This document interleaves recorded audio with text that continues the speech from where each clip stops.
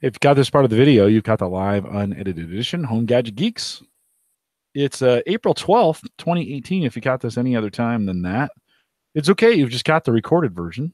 And we'll get started here in, I don't know, 9 or 10 minutes. A little pre-show here at Home Gadget Geeks. So if you're listening, you just came in on YouTube or Google Plus and you want to get right to the show, literally just go about 10 minutes. Click, click, click, click, click, or whatever it takes to get there, and then you can start the show. We do produce the show, put them out available in podcast form. Mike, if you throw the chat room a bone and tell them we're live, that would be awesome. Will do. We make this available in podcast form out at theaverageguy.tv. You can catch video, audio, as well as video RSS. Nobody does that anymore, but I still do because you asked. So if you want to catch us out there, you can. And we'll get started here in 10 minutes. Usually, Chris, the pre-show tradition over the last couple months has been what we're drinking. So I didn't tell you that in advance, so you weren't ready. If you do need to go grab something, you're welcome to, but you don't have to. This is a no pressure zone since we're going to be talking about ed tech. We don't want any pressure, no bullying, none of those kinds of things going on. It is a Thursday night, and I do have school tomorrow. That's absolutely fine. It is a Thursday night, and neither Mike and I do, so we're good on that. But yeah. Mike, I went old school. A little Corona Extra. We had some left over from a birthday party for my son this weekend, and I give you the hardest time about drinking this crap. You do, but you're finding your beach. So, no, I know. It's not even light. Not even light. It's the thick. Well, if you call that thick, right? It's not very thick, but this is the extra. So, yeah, and then you've apparently come up with a Thursday night tradition that seems. I kind of have. I can't break it either. It's that cross strain super juice. It's just so good. So I had to grab one on the way home. Nice. And that's the pint. Right? It is. Yeah, it comes in a pint. Yeah, we need to meet over there, by the way. I know. Hannah actually just went to volleyball. She's in a volleyball league on Tuesdays, and she passed it. And she said, "Hey, do you know what's over here?" I'm like, "Yeah." Jim keeps telling me. We got to go. Yeah, that's where the brewery is. So I'm sure they don't. Well, maybe they do brew it in there. I bet they do. So, well, Chris, I respect your teaching. Tell me, what do you teach again, and what grades, and give me those details. High school social studies teacher, and this year I am teaching 9th grade world history. Nice. Freshman, huh?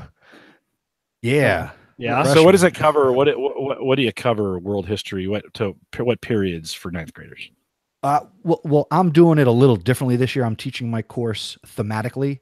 So rather than have a starting point in time and, finishing with, say, World War I, World War II era, each month I've been covering a different theme related to social studies. So, for example, one month we talked all about economics. And within that month, we covered multiple time periods and different aspects and the change in economies over time. So that's kept it interesting for me. Yeah. No, yeah, right on. Right on. Did you see that movie? You shouldn't have, by the way, but did you see that movie Cloud Atlas, or have you read the book? I'm sorry, Cloud say it again? Atlas. Are you familiar with the book or the movie Cloud Atlas?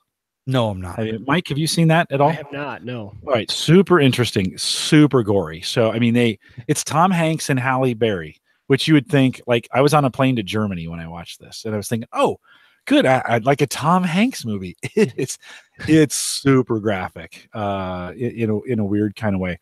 But the reason I say that is because the movie takes 4 time periods and shows how some things change, but some things stay the same, but how this time period relates to the next time period and has an effect on the next time period and the next time period. And they're spread out over maybe 300 years. So they go back to like the 1700s, then they go to the 70s, then they go to like 2079, and then they go to like 2350. I don't know. I'm making that up. But and each one of these threads, or each one of these has a thread, these commonalities that go through them and how they affect each other. And it's not like they show the first, they show the 1700s first, and then they go to the 70s. They keep going to different time periods, and they come back, and they'll go up and come back, and they show these little bits of history, how they all fit together and how one affects the other. And so as you were saying that kind of reminded me maybe something like that, where you're kind of getting these themes that roll through history, right? And it's all U.S. based, right? U.S. It's social studies, U.S. social studies. This one is actually, it's world. So we try not to have a U.S. centric point of view. Cool. Yeah. So that would be a little bit like that in the sense, right, where you're tying these themes together. Yeah. Now, actually, did you say this was is it gory? Oh, it's gory. Is it, yeah, like no, it's gory. Like at one point, you can't see it, but somebody is brutally cutting someone's head off, and like you can hear you can hear it going through, and it's just like, and there's some inappropriate sex in there too, where it's they're kind of highlighting the sex trafficking that has gone on. Okay. And so it's not unfortunately. Well, I don't know. So it's not a good end of the year film if I choose to, unless you can cut out, unless you can get the school version of it, or the PG. I don't. Sometimes they make, they'll cut for TV or something. They'll cut some of those parts out. But no, that sounds cool. It's interesting. Yeah. Cloud Atlas. The book I think is probably a little more interesting than the movie. But it's kind of trippy. I kind of like that. I love how history has a way of kind of weaving its way through. And as I was doing a little bit of study on England, and I don't know why, the last couple of months I've been getting really kind of into what's going on over there. I've been like studying the trains and kind of the history. And so I went through a week where I was watching all these YouTube videos on England from about 500 AD. So right after the collapse of the Roman Empire, and the Romans leave. So through the invasion of the Nords from the north, and then the Normans from France, and then the back and forth between England and France, and and then you start looking at England itself, and the city names are all influenced by who was running the country at the time, right? And so you kind of start wondering, the names of the cities and how they end. The French used one way of doing it, and the English used another way of doing it. So you can kind of see the influence. The French kind of made it into the country, and while they ran it, they really never made it west for the most part. They were kind of like, we're content to live in these castles and have these lords and barons and all these things. Feudal, right? Those are all French words. And so anyways, I'm super interested in that kind of stuff. And it's all on YouTube, which is great. When you go down those rabbit holes, Jim, you go so far down. These new things you'll talk about, and you're like, oh, and then I was up all night. We watched it. Yeah. No, Chris, did Jim's video go blurry for you too, or is that just me? It did for a little bit, but I could still hear him. Hold on, let's reset maybe I need to shut some things off here. 1 second. That's a good catch, Mike Uyghur. Yep. Just want to make sure. Yeah. Let's see if we've got I went over my cap, by the way, for bandwidth this. Oh, did you? Freaking storage. How much time do you have left? No, it ended yesterday, and I went over by 40. So they'll charge me $10 more for 50. Yeah, not bad.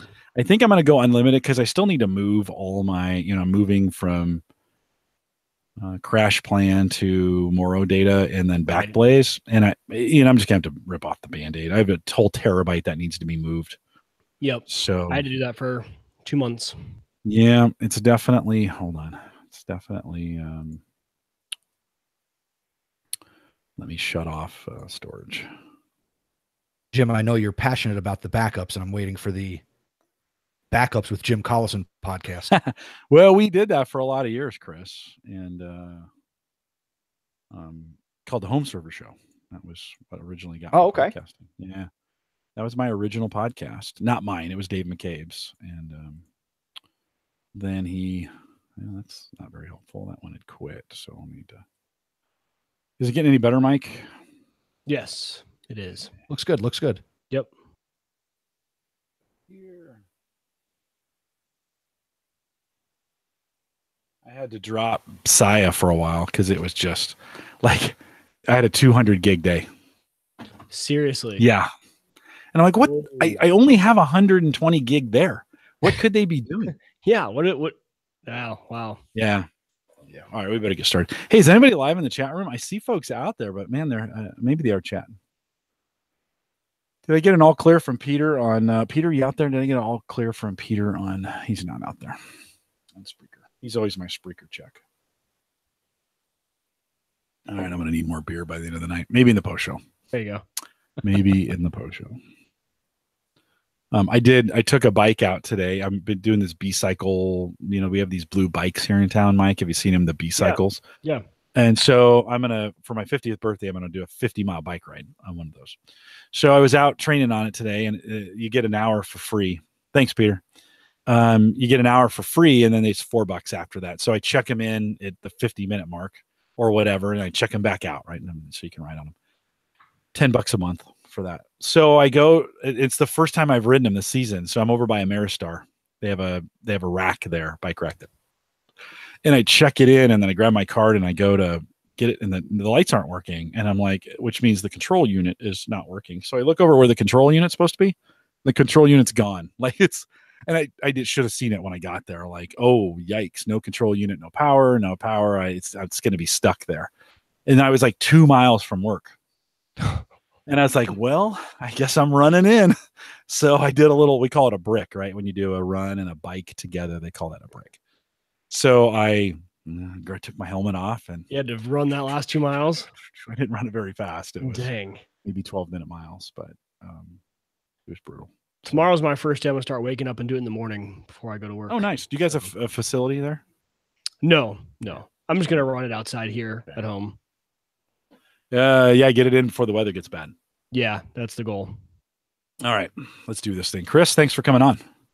My pleasure. Happy to be here. Great to have you. Well, we do a little intro. I'll introduce Mike. I'll introduce you. We'll goof off for a little bit. We'll dig into your stuff. I'm going to lean on you heavily just to kind of lead us through these. You've got these 3 things. You get 15 or 20 minutes on each of these. Let's not be in a hurry. We don't have to blow through them. Some good conversation. We'll get some stuff from the chat room. So I've been known to be long-winded. That's great. That is great. Well, we go an hour and some change. So we are in no hurry. So Mike always says, we're going to have enough to talk about. You don't always say that, Mike, but sometimes we're like, we're going to have enough to talk about. We always have enough to talk about. All right. Hey, we all know, just make it as long as it needs to be. That's it. Not too long, but too boring, or it could be both. All right. Let me get this thing switched around. All right, here we go. This is the Average Guy Network, and you have found on Gadget Geeks show number 351, recorded on April 12th, 2018. Here on Home Gadget Geeks, we cover all the favorite tech gadgets that find their way into your home. News, reviews, product updates, and conversation, all for the Average Tech Guy. I'm your host, Jim Collison, broadcasting live from the AverageGuy.tv studios here in Mike, spring has arrived at least for 2 days, and then I think we're going to get some snow. Mark Robson told me in the chat room before the show, they're expecting like 15 to 18 inches of snow up there. Can you imagine? Middle of April. Yeah, but we're supposed to get some on Saturday too. I can't believe it. More snow. 1 to 2 though, right? I mean, I think we're on the outer. So. I think we're on the outer band. It keeps going down too. The more I check it, keeps going down. Yeah, it'll be a drizzle. It'll be downgraded to a drizzle. Chris, where are you located, Chris? I'm in Central Jersey, near the beach. Yeah. Oh, right on the beach. But you guys got hit pretty hard when Andrew or whatever it was. What came through and wiped you guys out, or were you affected by a hurricane? A couple years ago, right? That was a couple years ago. Hurricane Sandy. Yeah. We weren't living out here at that point, but that's the most recent one. Yeah. Well, hurricane season's coming for you guys, and we of course we're trying to get rid of the snow. It has just been the worst spring on record here. We set record lows because of weather, but everybody else, I don't know. Mark up in Canada, Mark, we're sorry. You're taking the hit for us this weekend. You're going to get all the snow, but we, of course, we post a show with world-class show notes each week out at theaverageguy.tv. Don't forget, you can listen to the mobile app too if you want to listen to us live and you're on the road. Mobile app's the best way to do it. HomeGadgetGeeks.com. Most of you who've downloaded that are going to download it, but I'll remind you anyways. Don't forget, subscribe, rate, and review on Apple Podcasts if you're out listening that way. It was a review on the phone works great. Just do it right off the phone. Subscribe and click the notification bell on YouTube. So if you're listening to the recorded version, by the way, YouTube has fixed their notification problems. It used to be awful. And I don't know, Mike, I don't know what they did, but it's fixed. Like it's beautiful. So click that notification bell and you get a little toast notification that says when we're live. Now, that's not true because I have a separate live channel and then I have a recorded channel. And so if you're listening to the edited version, you're on the recording side, and that's okay. Subscribe to that one. If you want to know when we go live and get notified, just head over to the live channel, right? That's on the live page. Just grab one of those videos on the live page, click the YouTube link, go to the live page and subscribe. That way, when we go live, you'll get notified. A great way to do it. And then if you're listening on Spreaker, just drop a little like, and we appreciate you doing that. Don't forget, post-show, Mike and I will hang around. We're going to see if we can entice Chris into hanging out with us for a little bit. And we're going to talk crypto. We do that. It's available for our Patreon subscribers. $1 a month gets you access to it. lots of back catalog now, Mike, on our crypto conversations. And today was a pretty nice day for crypto. Yeah, it was a good day. It's a fun day to have a post show about it. The dopamine is back. You're like, right? Hey, winner.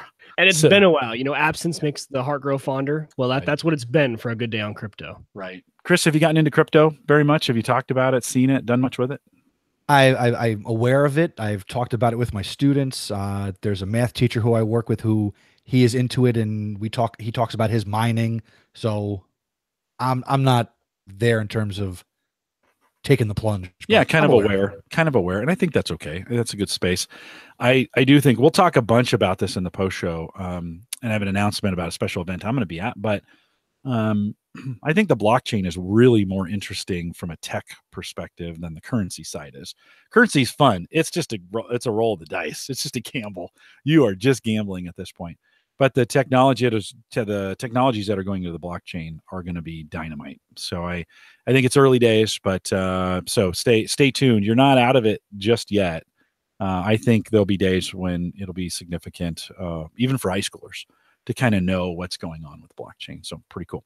Well, Chris, I've asked you a couple questions, but we haven't officially announced you yet. But Chris Nesi, Chris has been on before. We've had him on. He's an educator. We talk about ed tech. So Chris, welcome to Home Gadget Geeks. Thank you very much, Jim, and Weeder as you go by. So it's nice to be back here on HGG. Yeah, no, good to have you. Tell us, for the folks who maybe didn't hear the last time you were on, just give us a little bit of your background and what you're currently doing. Sure. I live here in New Jersey. I am a high school social studies teacher. I've been teaching for I'm going to be finishing my 11th year as an educator.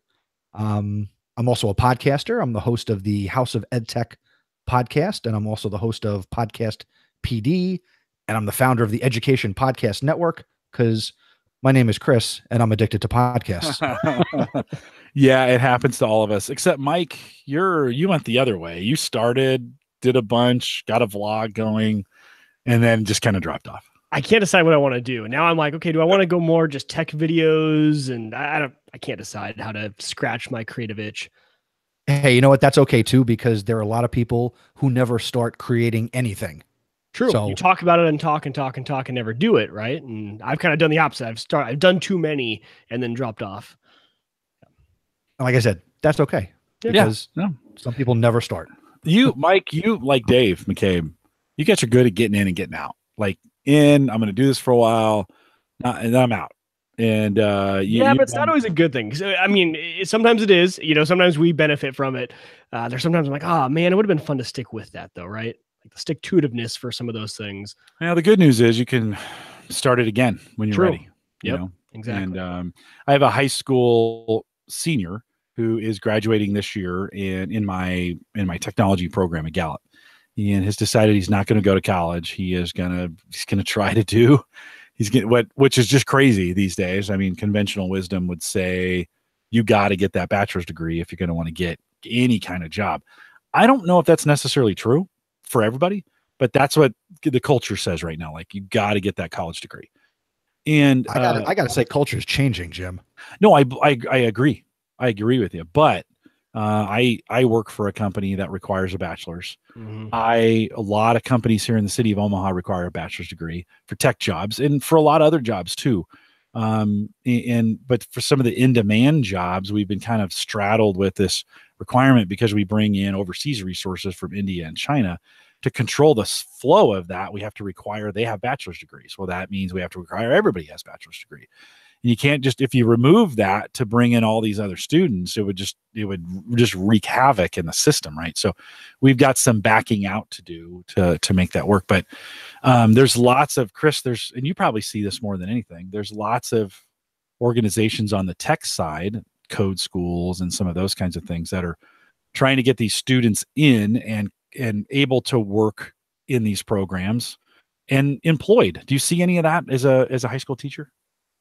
Absolutely. More than ever, you're seeing companies getting more involved in education and providing resources and access to software, and even writing curriculum and designing programs where students not only get experience, but they can also earn college credits, whether it's at the community college or a local university or 4-year school or even a trade school for, things like computer science. So the game is changing, and it's refreshing. Yeah, well, it needs to be honest. We've got some work to do there. This senior student of mine, he said, "Yeah, I'm gonna try to make it go." And his mom was just super concerned. There was, for me, last 2 nights, parent teacher conference is what we call it. My high school interns come in. They're with me on Saturday mornings, and they come in with their parents, and I get to tell their parents how great they are. You do a little bit of this, except like my students are handpicked, and they're the chosen ones, and they're pretty good kids. You got to deal with, everybody. Luck of the draw. Yeah, some parents you got to say, not going so well. I need you to kind of help, work with this. But so mom was a little concerned, and Mike, he's put together a web portfolio, and he's going to do some drone flying. Really? Yeah, he wants to see if he can kind of turn. He's a racer, and he does the racing with the virtual reality goggles. Okay. With the the first person view, FPV. Yeah, with the drones. And he's going to try and do some of the same stuff you were doing, which is, contracting photography. Interesting. Yeah. See, but how cool would that be? So let's say your company would, for some reason, be able to get rid of that requirement. This is a kid that, since you guys do get so involved in the high school level, whether you like this kid or not, whether he would be a good fit. You get him into your company. So let's say he doesn't go to college, comes working directly for you. He starts going debt free. You guys can pay him a little bit. You get him 4 years earlier or maybe 3 or 2 years earlier than you might have, full time, not just part time. I mean, there's a lot of other things in college that you get out of the experience, right? But there's a lot of good sides that's thinking about the other way too, of if you got him that much earlier, you got to form him, teach him the ways that you guys do things. He might be that much more valuable, that much quicker. And he's looking at it saying, hey, now I'm making money instead of spending money. And I'm going to end up in the same spot. And 4 years from now, I'll actually be ahead in my career at Gallup if this is where I want to build my career. And you guys probably, if the companies went that route, there'd probably be a lot less turnover because they've really learned the way of Gallup, right? That's what they've learned. It would be an interesting test to see how that all worked, right? No one's really doing that right now, so it's not. You can't really say it would work very well, but it might. Well, I have 4-year interns that they can start with me as a freshman in high school, and they can work their way up through, and then could stay on through college, so they could be with us for 8 years. But you had one of your first 8-year people, right? Didn't you have someone? No, we're on our 5th year, so we've had our very first senior class make it all its way to graduation this year. So we're getting close on that. But I have a freshman who is going to be a senior next year, and she's been in the program for 4 years, and she has that opportunity to make that run to be with us all 4 years of college. So in your opinion, then, if that person hadn't been in college the whole time, if you had just had them as a full-time employee, do you think it would have gone as well as it did? Well, that's a great question. That's a super good question. What we found in the university system is, in a lot of cases, especially 5 or 6 years ago, they weren't getting the kids ready enough with code. They're trying to jam in. They're trying to make them great citizens, right? That's really the job of college, is to make great citizens. Yep. And so, and the code's changing so fast, they just couldn't give them enough code. So when we partnered with us in an internship, their work is the code. Then they go to school to get the rest of the stuff that they need to build them as a person. That's beautiful. Yeah, when that's works. A good point. I think that's the best part of college, is it really builds everything around you. Like, yeah, your skills you're going to learn on the job. A lot of those are, but it just builds you as a complete person, kind of the whole person. Yeah. Kind of other Jim is saying in the chat room, some high schools here graduate kids with CCNA certs, and one is starting a cybersecurity program. This was the first year I hired 2 seniors in high school to be part of our cybersecurity program. Just brilliant kids, a lot of determination. They worked 3 to 5 hours a week, came in on Saturdays sometimes with my high school class, and we got quite a bit of work out of them in a year. And they were seniors, right, doing cybersecurity for us. And hopefully they'll go on to a local cybersecurity program here, and we'll just keep them through school. So that's kind of Chris, in your area, do you have businesses that are partnering at all at the high school level for internships? Have you seen any of that? The thing that I can speak to, and this would be not on the tech side, but in my high school, one of the supermarkets, it's called ShopRite. I don't know if they have different things elsewhere, different versions of it, but we have a ShopRite Junior in the high school I work in, and we have a fully functioning mini supermarket in the building. and kids are getting, obviously during the day on the job training, and they've parlayed that into jobs with ShopRite and other, retail businesses. Um, in my particular community, we are looking to build up, more coding and computer science and getting more involved on the tech side. And where we are in Central Jersey, we have relationships with Rutgers University, Johnson and Johnson, which is right there, in terms of pharmaceutical type stuff. So it's in the area, so it's on the way. Yeah. Well, yeah, there's some great opportunities, regardless, I think, of no matter where you're at, in the tech space. What we need is everywhere now. And it's not just the Silicon Valley anymore, or it's not just Boston, or it's not just Austin. And so there's some great opportunities. We're trying to do some stuff tonight. We're going to talk about a few of these things. I think, Chris, you'd said to me, these are some things that you're familiar with that you might be using that may make its way into mainstream. I do see actually there have been some things in the ed tech space that have probably made their way out and are being used mainstream. So let's kick that off and get that started. Why don't we start with Flipgrid? I think that was the very first one you put in the show notes. Why don't you, while you're talking about that, I will throw that up on the screen for folks to look at. Sure. So I have a number of tools that I want to share with everybody tonight. And again, the first is Flipgrid. And all of these tools have a great creative communication, collaboration component to them. And Flipgrid in education is, as you see here on the screen, it's giving students a voice. So think of maybe you were this person, or you remember this person when you were a student that, they didn't say much, but, they were engaged in class, but, they were afraid to raise their hand.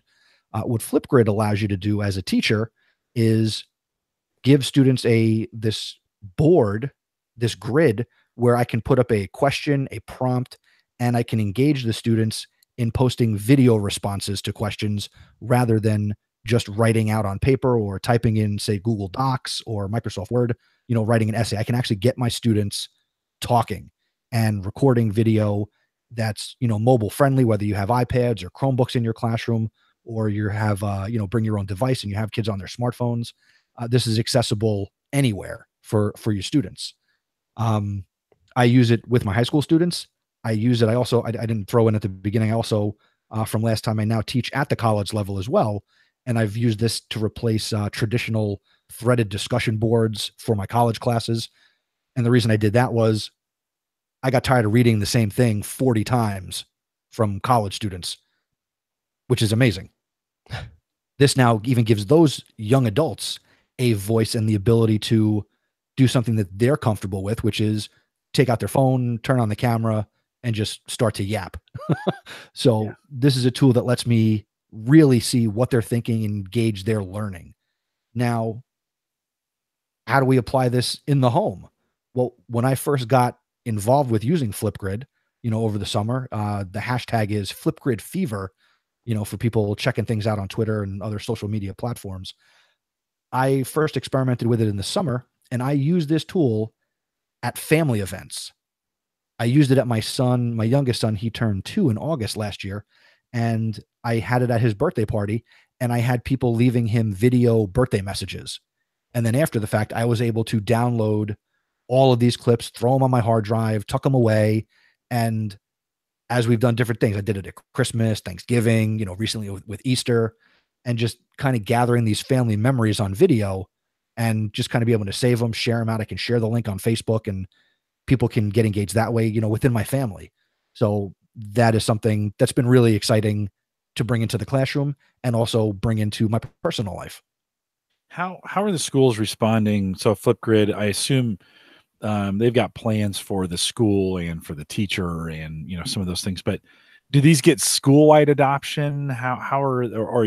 Can you just use it in your class, and are they okay with that? How does that work? It depends on what do they say? Local laws and regulations, may apply, local restrictions. There are schools that are obviously taking a company like Flipgrid up on its district-wide plans, but it is what is considered freemium. So a teacher or anybody can sign up for free, and you have limited access, but to all that it does, but just on a limited scale in terms of how many what they call grids a person can have. So it just depends. There are, there might be a group of fourth grade teachers who they decide to purchase it on their own and they'll all have access. Or you might again have a district that says, hey, this is available. We want every teacher in the whole district to use this or make it available to you to use. Chris, one of the questions I get all the time is, kids are on their phone. First of all, do your high school students get to have their phones in class? Can they have them out? They can within reason. And I try and I'm a big education technology fan. So my students have more opportunities than most in my school. So, but even for me, sometimes it can be a distraction because let's face it, they're addicted. Well, we all are. I've taught adult no classes, doubt. and you get 2 minutes in, and you look around, and 13 people are on their phone, right? And so I had this question today from one of our strengths coaches, our certified strengths coaches at work, and she was at a college. I think these were college seniors, and she was giving them this strengths curriculum and going through, and she noticed the second she gave them time to do anything, they immediately picked up their phones. Like, hey, let's take 2 minutes and do this exercise. Do you think the traditional way of teaching in that, where we're lecturing and then do something and lecturing and do something, as I look at something like a flip grid, that's all gets jumbled up now. It's kind of like we're kind of doing it at different times and everybody's doing it in different ways. Are you seeing kind of a change in the way that education's working that way, where we can no longer just kind of yap, so to speak, at our students?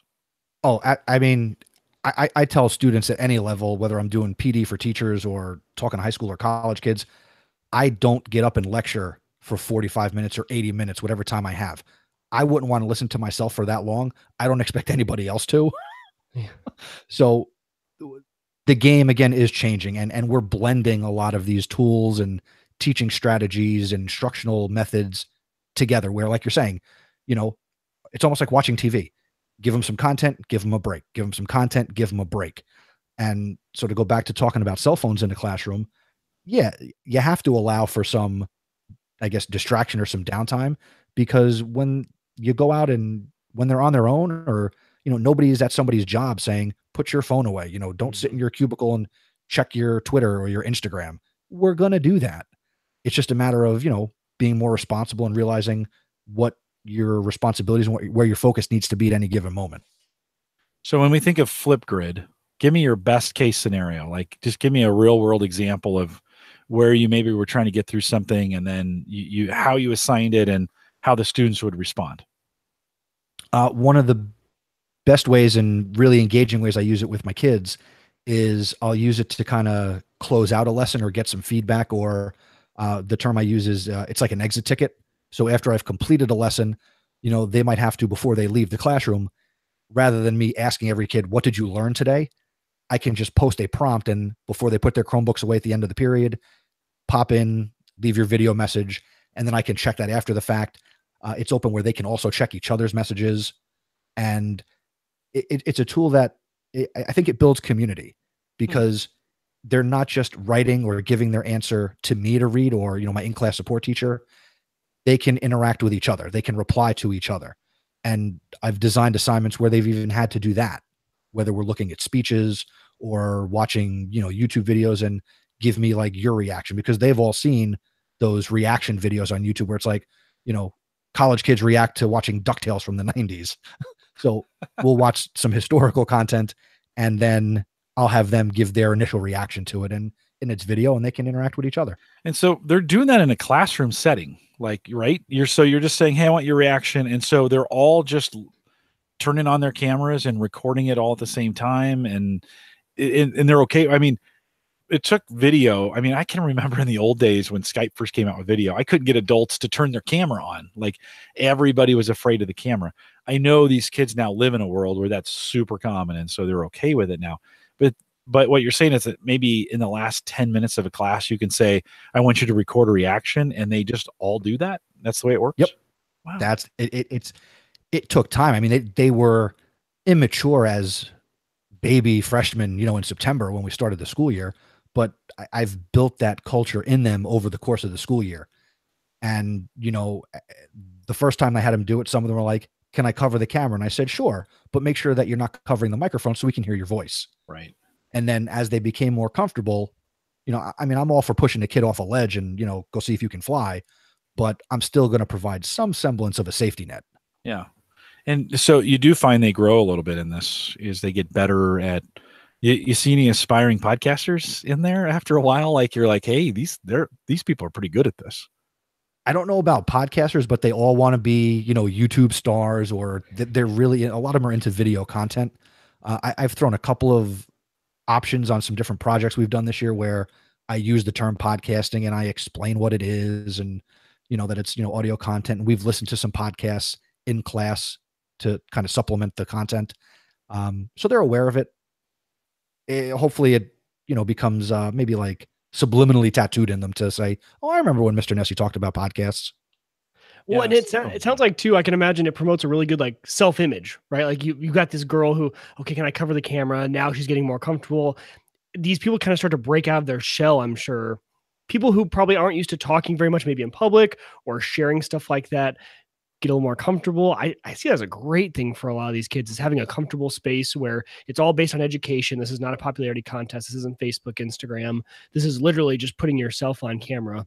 I bet that helps people, especially, I can't even imagine, in that freshman year of high school. Like that is such an awkward age for every single kid that it's got to be you got to get a good response and see people grow throughout the semester. Yeah. And actually, as we're getting here ready to kind of close out the year with, under 50 days to go, I pointed out recently how much they've grown, and, listed the different things that we've talked about and covered, and some of the technology that they've used, in a social studies class. And kids have been commenting, yeah, you're right. We have done a lot of things. And I remember when I didn't want to do, ABC back in November. And now, yeah, I know how to do this, whether it's, Google Sites or, recording video or audio. And yeah, they're definitely coming out of those shells. Chris, on Flipgrid, how are these videos? Are they broken down by assignment? Can they be broken down by date? Could they be broken down? So, as an example, I'm thinking like, man, I'm going to use this thing. So, I have these, my technology students come in on Saturdays, and we have 6 weeks, and I'd like to maybe have them submit a what I learned video or share their learning from the week before. We're going to change the way we teach. In other words, I'm going to let them learn on YouTube. So we're going to assign videos to them first and say all the teaching will be done with expert teachers on YouTube. And then come in, and the practicum is done in a setting where they can team or work alone or get help or have mentors, right? That seems to be the most collaborative learning environment. And the best spent time isn't somebody lecturing them, but because they can learn before they come in, right? That changes. Could I give them each week a space where they all do that in the same space, and then they can see it for each other? Is that how that works? Absolutely. And the way you described it, that is the ideal way to use a tool like Flipgrid. You and your team could come up with, a prompt question related to what they're going to do in a given week. 1 question, 2 questions. And even you, as the person who has created the space, they could see you in a video saying, hey, this is Jim. Welcome to week 1. Based on what we did, here's something I'd like you to reflect on and share your thoughts on. And boom, all they got to do is hit that big green plus button. And just add it. Is the way it works. And then they can all see each other's, and they could go through and review them.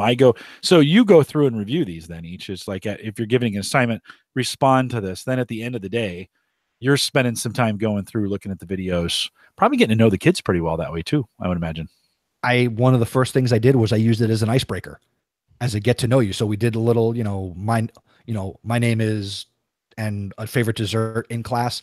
And then I also put some prompts with some questions, just get to know you, general personal trivia type stuff. So absolutely, right. Icebreakers all the way. That's pretty cool. I may have to try this, because it's a really cool.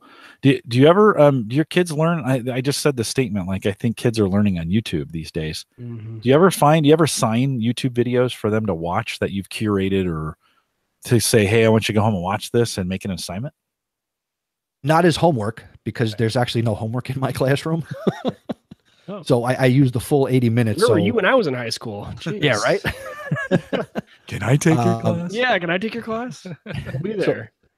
But actually, most recently, we started, there's something in social studies called DBQs, which is document-based questioning, where I would curate, 5 or 6 primary source documents, letters, newspaper articles related to a topic, and the students would read those, answer some questions, and then compose a 4 to 5 paragraph formal essay. This marking period, I'm doing a VBQ, which is video based question, where I've curated 5 videos that they have to watch, answer some questions, and then they're making their own video. So using the tech, but still getting the content. Yeah. Mike, in the pre-show, I was rambling on about all this stuff I'd learned about England by watching YouTube videos. And I kind of had this realization, like, I spend these moments. I mean, I go deep. I'll go 4 or 5 hours. Like, I'll get frustrated with something. I don't want to work anymore. So I'll just jump over to YouTube to watch one video. Next thing I know, it's 4 hours later. Listen, I've learned a ton that way. And I just started thinking, why would I go teach students to code when the best coders on the planet are leaving YouTube videos, right? Yeah. And they can learn from that. And then we can do the practicum, which they can't get on YouTube, right? They can't get the practicum that they would be on their own. They would be trying to do it by themselves. So bring them in, let them see the business, let them work with each other, let them develop those relationships. Chris, it sounds like you're doing some of that in that setting too, where you're getting the kids a little more social. So they are learning. It's not just a disconnected from each other, but you're teaching them some of those social skills as well. Absolutely. One of my biggest, I guess, missions is to not let face-to-face communication die a painful death. So not just off on your own, bury your face in the screen. So, I mean, I'm doing traditional activities like debates and, having them talk to each other. And this is at any level. Yeah. So that's something that's still really important. Yeah, and I think a really good use of the classroom time, by the way, because the lecture stuff can be done in other ways. They can learn in other ways. What they're missing today is they're leaving the classroom and then they're all going their separate ways and they're trying to text each other or whatever, and they're missing that face-to-face dialogue, right? That face-to-face, how do you negotiate? How do you be a nice person? How do you have friends? Kind of those kinds of things. So no, good for you. We're going to run out of time if we just stay on that one. But so you also threw out Padlet for us. Talk a little bit about that one. So Padlet is, what's the best way I could describe this? Are you guys familiar with the like Trello and some of these project management type tools? Yeah, especially Trello, because that's become so popular in the project management side. Okay, so this kind of operates like that, where you have a virtual space to like kind of do like a pinup board, except with Padlet, not only can you put in text and kind of facilitate and kind of gather information and solicit responses and engagement, you can do that with text. And in the last couple of months, they've added the ability to upload video and audio, and you can organize these things in different ways and share them. You can bring in YouTube content. So you can really engage an audience with it. The way I use it in a classroom, I can set up a Padlet board to kind of have them, to start a lesson, it's called the KWL chart, where what do I already know about a particular topic before I teach you anything? What I want to find out what the kids know. Then I want to find out what they want to learn. And then we'll find out what they learned after the lesson. And something like Padlet lets me do that digitally and actually put it in columns where they can answer those questions, contribute, again, a video response, an audio response, upload pictures. So it's just another tool to engage. It sort of operates a little bit like Pinterest. It kind of has that look and feel to add content. And depending on how you set up your Padlet wall, you can allow people to manipulate it. You can moderate responses to questions or prompts. So that's Padlet. You mentioned Trello. Why not just use Trello? Padlet, being built for education, complies with a lot of the different laws that are out there when we're having students sign up for stuff. So I know that Padlet is COPA compliant and it is good for kids. Okay, so this is actually something I never thought of, which is in the education space, there are rules, right, that you guys have to follow about what software you can and can't use. And you said COPA. The only COPA I know is Copacabana. So can you dig in a little bit on that one? Because what does that mean? There's just laws in place, that protect the data of our students. So if I have them, to even say, I want you to sign up for Twitter. Well, Twitter isn't compliant Anybody can sign up for Twitter. It's not regulated, it's not moderated. And what they do with with a person's email address, even for, like you and me, what are they doing with our email address, our location, our tweets, the hashtags, our location. So when we use something like a Padlet or a Flipgrid, they're committed to not mining the data of the user, so they're keeping the kids safe. It's kind of like the difference between, Google Apps for you and me as like having a Gmail versus Google Apps for business, or using those tools, G Suite for education. Kids don't see ads in a school Gmail account, and the data is not pulled to show them ads anywhere, and they don't mine that data. At least that's what they say. It's also very text driven, and this seems to be more drag and drop, more media centric. Do you find that easier for the kids to kind of manipulate those things, where it's a little more friendly towards that? Absolutely. Yeah. And there are some classrooms, like in my school, that have touchscreen Chromebooks. So even again, something like this is a little more tactile to use when they're doing video or audio. I keep bugging the people that make the decisions to give me some touchscreen Chromebooks in my room, but we have not gotten there yet. Well, you'll eventually get them. Mike, could this be Padlet? Could Mike and I like put our show notes for the show on Padlet if we wanted to bring videos in and have things we wanted to talk about and different sites? Is it that collaborative? Definitely. You could even open it up and, link. You could have, like homegadgetgeeks.com/the episode number, or, something where you can engage your audience and listener to post video. I mean, I've used Flipgrid as a feedback platform for my podcast. Yeah. Where now I can see my listener. Right. Yeah, I could see how that could work. And I can rip their audio into an audio podcast and just play the clips, and my listeners get to meet each other. These are fun tools and fun spaces. Well, it's interesting. It's like you get all of a sudden, like, these are the tools the kids are using. Today's show notes are so text heavy, like it's links and words, right? And I'm not sure we've had too many podcasters think through, like, hey, what if adults learn this way too. What if my show notes were a little more creative and a little more visually heavy? And, we're all worried about SEO and all those other kinds of things, right? We talk about that stuff all the time, but, interesting, depending on what your podcast is about. Mike, I think for some of our stuff, like, it would be very appropriate to have, these pictures of what we're talking about, as opposed to the really crappy writing that I do in our show notes, Oh, right. In the feed, just have a link so that when you're listening on the phone, you can just click the link to your website and then have all the pictures there. Yeah. Totally. Yeah. No, it's interesting, Chris. You have me kind of thinking, like, I hate show notes because I think they're just ugly, to be honest. And I don't know if they're very interactive. And we think of, we think in terms of WordPress, and we think about paragraphs, and we think about, well, we'll embed a few graphics. But what if the show notes got more interactive? Like, and what if people could contribute to them for you? Like, they could come and they too could contribute some things into this, that the show notes kind of grow as people find things. That would work, wouldn't it? I mean, absolutely. And the most basic way, like, let's say next week when you do this show, that you opened up the shared Google Doc to people who show up live to watch it. Right. As people are listening, give them the ability to contribute to your Google Doc with their comments, thoughts, links, crowdsource it. It's like doing a live. That's crazy talk, Chris. Let people into my. Hey, that's a great idea, though. Is like a little crazy and a little not crazy. I don't know. So we've got the core in the chat room tonight, right? There's a lot of folks out there who show up a lot. Emily, Tony, Ross is out there. Other Jim and Peter. I don't know. Chat room. Like, if I gave you access to our show notes, and during the show you would add things in that you thought were important that would make their way into the show notes at the end of the show.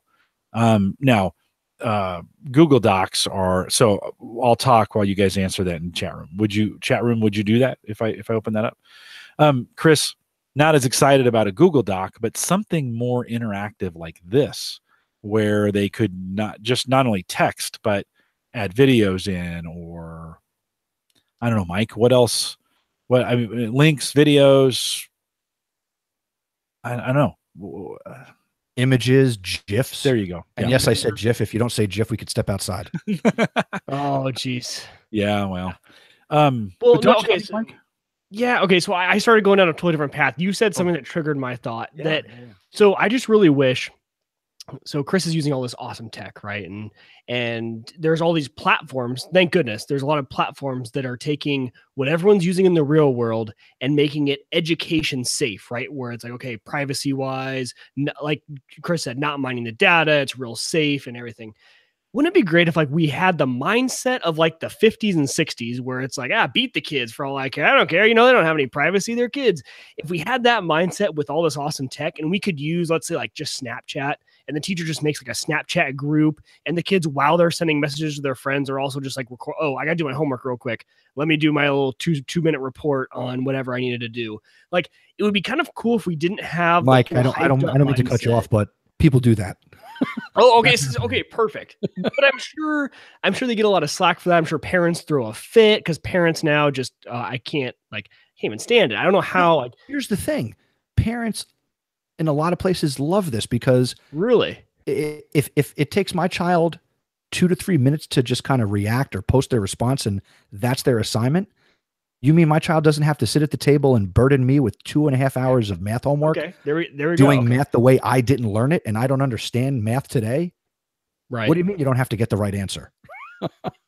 Right. Okay. So good point. So maybe we are getting maybe parents are starting to go back to the whole, just however you need to teach them best, do it. Like we trust you, whatever you think you need to do. But then, there are legit privacy concerns, I guess, with a lot of these, if you take it to some of the big social media platforms instead of doing the education version. But it just got me thinking, like, it would be kind of interesting if we didn't have to be so worried about it. And literally teachers had the freedom and resources, right? Like I think you said all your students have Google Chromebooks. Yeah. So for schools that don't have the access to technology, it would be a little bit more interesting, but it would just be really cool if we could go back to that mindset of just teachers, we trust you, do whatever you need to do, use whatever platform and go. Just be as creative as you can. And maybe they are that way. Are they more that way now? In the trenches, I'm waiting for that day where there is widespread adoption of that very mentality. Right. And I think actually we're not too far off, right? Because so I'm a parent. I have two young boys. That'll be me as a parent. Hopefully, I can say that now. They're 1.5 and 3 months old. But when they get it to be school aged, so maybe it's this next generation that grew up with the technology. Once they have kids, they grow up and they're in school. Then we're like, oh yeah, use it. Go do whatever you need to do. But, be creative with that technology. That's how we learned. That's how we wish our teachers would have taught us when we were in school, because that's how those are the devices we had. I think especially my generation, because we were in that flux where we had the technology, but it wasn't being utilized in the schools. Whereas now it's being utilized when we were in that like awkward stage, and kids still are now. Like your school is very progressive and all this, and you, especially as a teacher, are on the forefront of using this stuff. And there's still probably a lot of kids though that aren't getting that access to these sort of apps and these sort of ways to do homework. Yeah. I mean, that there is one of the downsides where, again, there are places here in the United States where schools don't have, high, fast internet access, and probably in your same city even. I mean, from town to town, you can find discrepancies in who's got what and what's available. Oh yeah.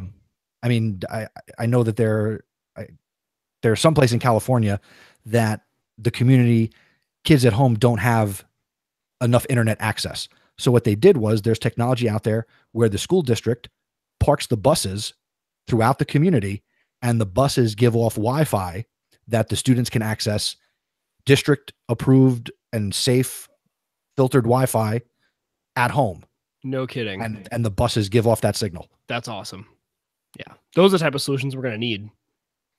And I mean, I'd say give it 10 years when you have kids who went to high school and graduated within the last 5 years, where now they've gone through college, and you have this new group of educators coming in.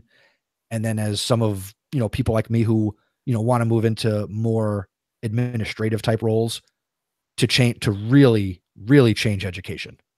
I mean, there are people doing that now, but there's going to be more of us, and the game is definitely going to change even more.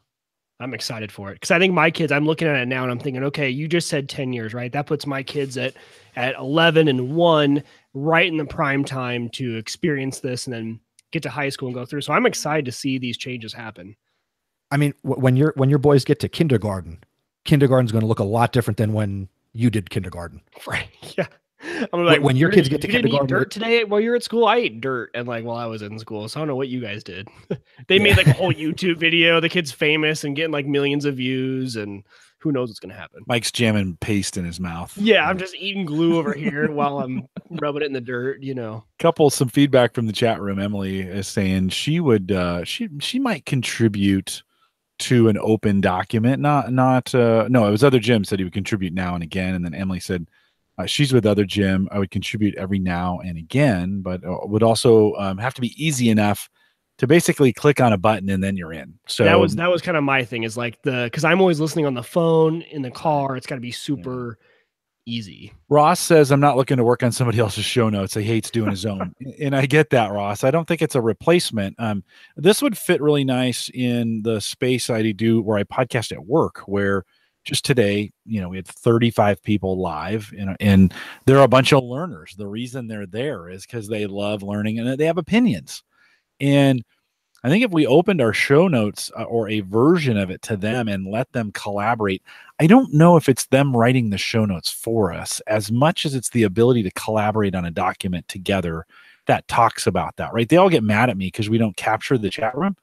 And they're like, whoa, in the early days, they were like, can I go back? They wanted to read the chat room. That's what they wanted. I was like, I couldn't imagine ever sitting down and reading a chat room without, being there live, but that's what they wanted to do. I think, Chris, it's not necessarily recreating the document, but it's learning, it's doodling, writing, typing, adding. That's a learning process. That's the collaboration of it that makes it stick. And when you're done, you have a community-based document to go back to that has been created and collaborated on by a bunch of people, right? So there's a next gen podcaster in waiting, right? Like this conversation has been like someone who has not podcasted before is going to create a podcast and be like, what are show notes? This is the way I do it. And he's gonna be like Chris, he's gonna use Flipboard. Or sorry, that's not the right name. Is that Flipboard? Flipgrid. Flipgrid. Yeah. Thank you, Flipgrid. He's going to use Flipgrid. He's going to use one of the things, and the community is going to go nuts. And all of us other old school podcasters are going to be considered old school. And we're like, oh man, look at this. He's got his whole community is all talking about it. They talk about one thing that they mentioned in the 5-minute mark, and then they hold this mini conversation on it. And it's going to be this whole new thing. And it could work pretty well, though. I think there's a lot of, not necessarily like you said, Jim, helping with the show notes, but almost having conversations around every little aspect of the show. You have an 1.5-hour show. That's a lot of content. And there's probably a 2-minute segment in there that people want to have a little mini discussion on. No, right on. That could all happen in a environment like that. Well, Ross kind of alludes to that in the second part of his comment. He says, seriously, though, I think it'd be cool to be, I did make an example out of you, Ross. Sorry. He says, seriously, though, I think it'd be cool to be able to enter a link or info about a subject and know about it, or share a link to an article related to that topic. Yeah. I think all the time on Ask the Podcast Coach on Saturday mornings, we have all these podcasters that are listening because it's community, and they've got their 2 cents they want to add in on it as well. And so, it might be a situation where, hey, we're talking about this subject, and I could type that in, and then everybody could just start adding things into it as we go. And then that's the show notes, right? Yeah. There's a link to this, and the discussion's already started. The people who listened live got it going, and then the people who listen in post can go in and do that as well. If someone could really get that to be a fluid, no friction process, I'd be even okay with some crazy memes. Like if people had, totally right during the discussion, if there were funny things that were being said and memes were being created, that would be all really cool to have this living space. The one concern is just kind of troll rot on something like that, where you do want to create a little bit of a barrier, because people will come in and ruin that stuff if you're not careful. Chris, here's the beauty. I mean, one term that comes to mind is what we're talking about here is the idea of the back channel. So in education, if I use Twitter, or if there's actually in Padlet a back channel template where it works like a chat room. People are posting their comments related to this. So that could be embedded and replace, say, Chatwing. Not that I'm telling you to do that, but if you're crowdsourcing, what's the gentleman's name? What Ross said, to contribute links and resources or additional information. If people are talking about it anyway, to give them a space to do that, it's as if you go to a conference and you sit in on a session and you were taking notes, but now everybody gets to share those notes. Yeah. In education, that's what we do. There are shared Google Docs, or I'll go to conferences with my colleagues and we'll share some Google Docs for the day, and from session to session. And that's all these live, like right now, this is a live session. Right. It just, it's going to be a podcast episode. That's the final result. But this is a personal development workshop right here, this episode. And every episode that a podcaster does, if they're doing it live for their community, you have an audience that can contribute to that. It's a way to build engagement. Yeah. It's a way to build and develop your community around your content. Said Google Doc too. I mean, that's probably the simplest version, right? Google Doc has a chat built in. What if you use your Google Doc as your live chat during the show? You've got your show notes pre-populated, just your main topic points, and then people are typing in during the show. They can type in the main doc or they can chat, all of which is saved because the chat history in a Google Doc is also saved. And you've got that's brilliant. That's brilliant. It's 2-in-1. It's 2-in-1, right? You got your live chat. People pop open the Google Doc, and there you go. Now live mobile but even for your show notes, it's a link to a Google Doc. And on mobile, it's perfect. Mobile Google Docs is already built out. You open it up, your chat's there, your notes are there. That might be one of the easiest ways right now to get that done. But and Mike, to look at it this way too, with a podcast, if I'm listening, say I'm one of Jim's listeners listening, in the car on the Spreaker app, and I'm listening live right now, I'm listening live. I'm not contributing to the chat. I'm listening to the conversation. Yep. So, but for the people sitting, in their offices or at their computers, the Google Doc gives them the chat and, again, the place to collaborate. Exactly. And you could embed a Google Doc on a web page in place of a chat room. Even better. Yeah. And the people who are in the car anyway, the great part about it is they can go back afterwards and they could collaborate, or they could read the chat, and you see the chat right in line with everything else. Yeah. So it gives them even a chance to go back and feel like they were part of it. Mike, I'd even make, I'd even take out, strip out stuff for the show notes itself, so that you get the kind of the rawest content for the show notes, so that you're still getting some SEO, you're still getting some of those things. True. But then a link at the very top, like if you want to see a full section of the collaborated show notes, right, and the chat, that'd work. It would work. Which you could even then save. You could save the Google Doc as a PDF, right? Make it something that's a resource in your show notes. Yeah. Well, it could be a live doc and a PDF for folks who don't have a Google account, whatever, right? You could at the very end save that out. Will that save all the chat out as a PDF as well? Do you know?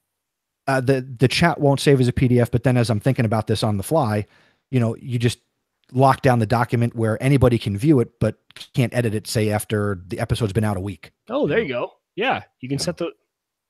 Yeah. I like it. Well, you know what? I may try this at Gallup, because this would...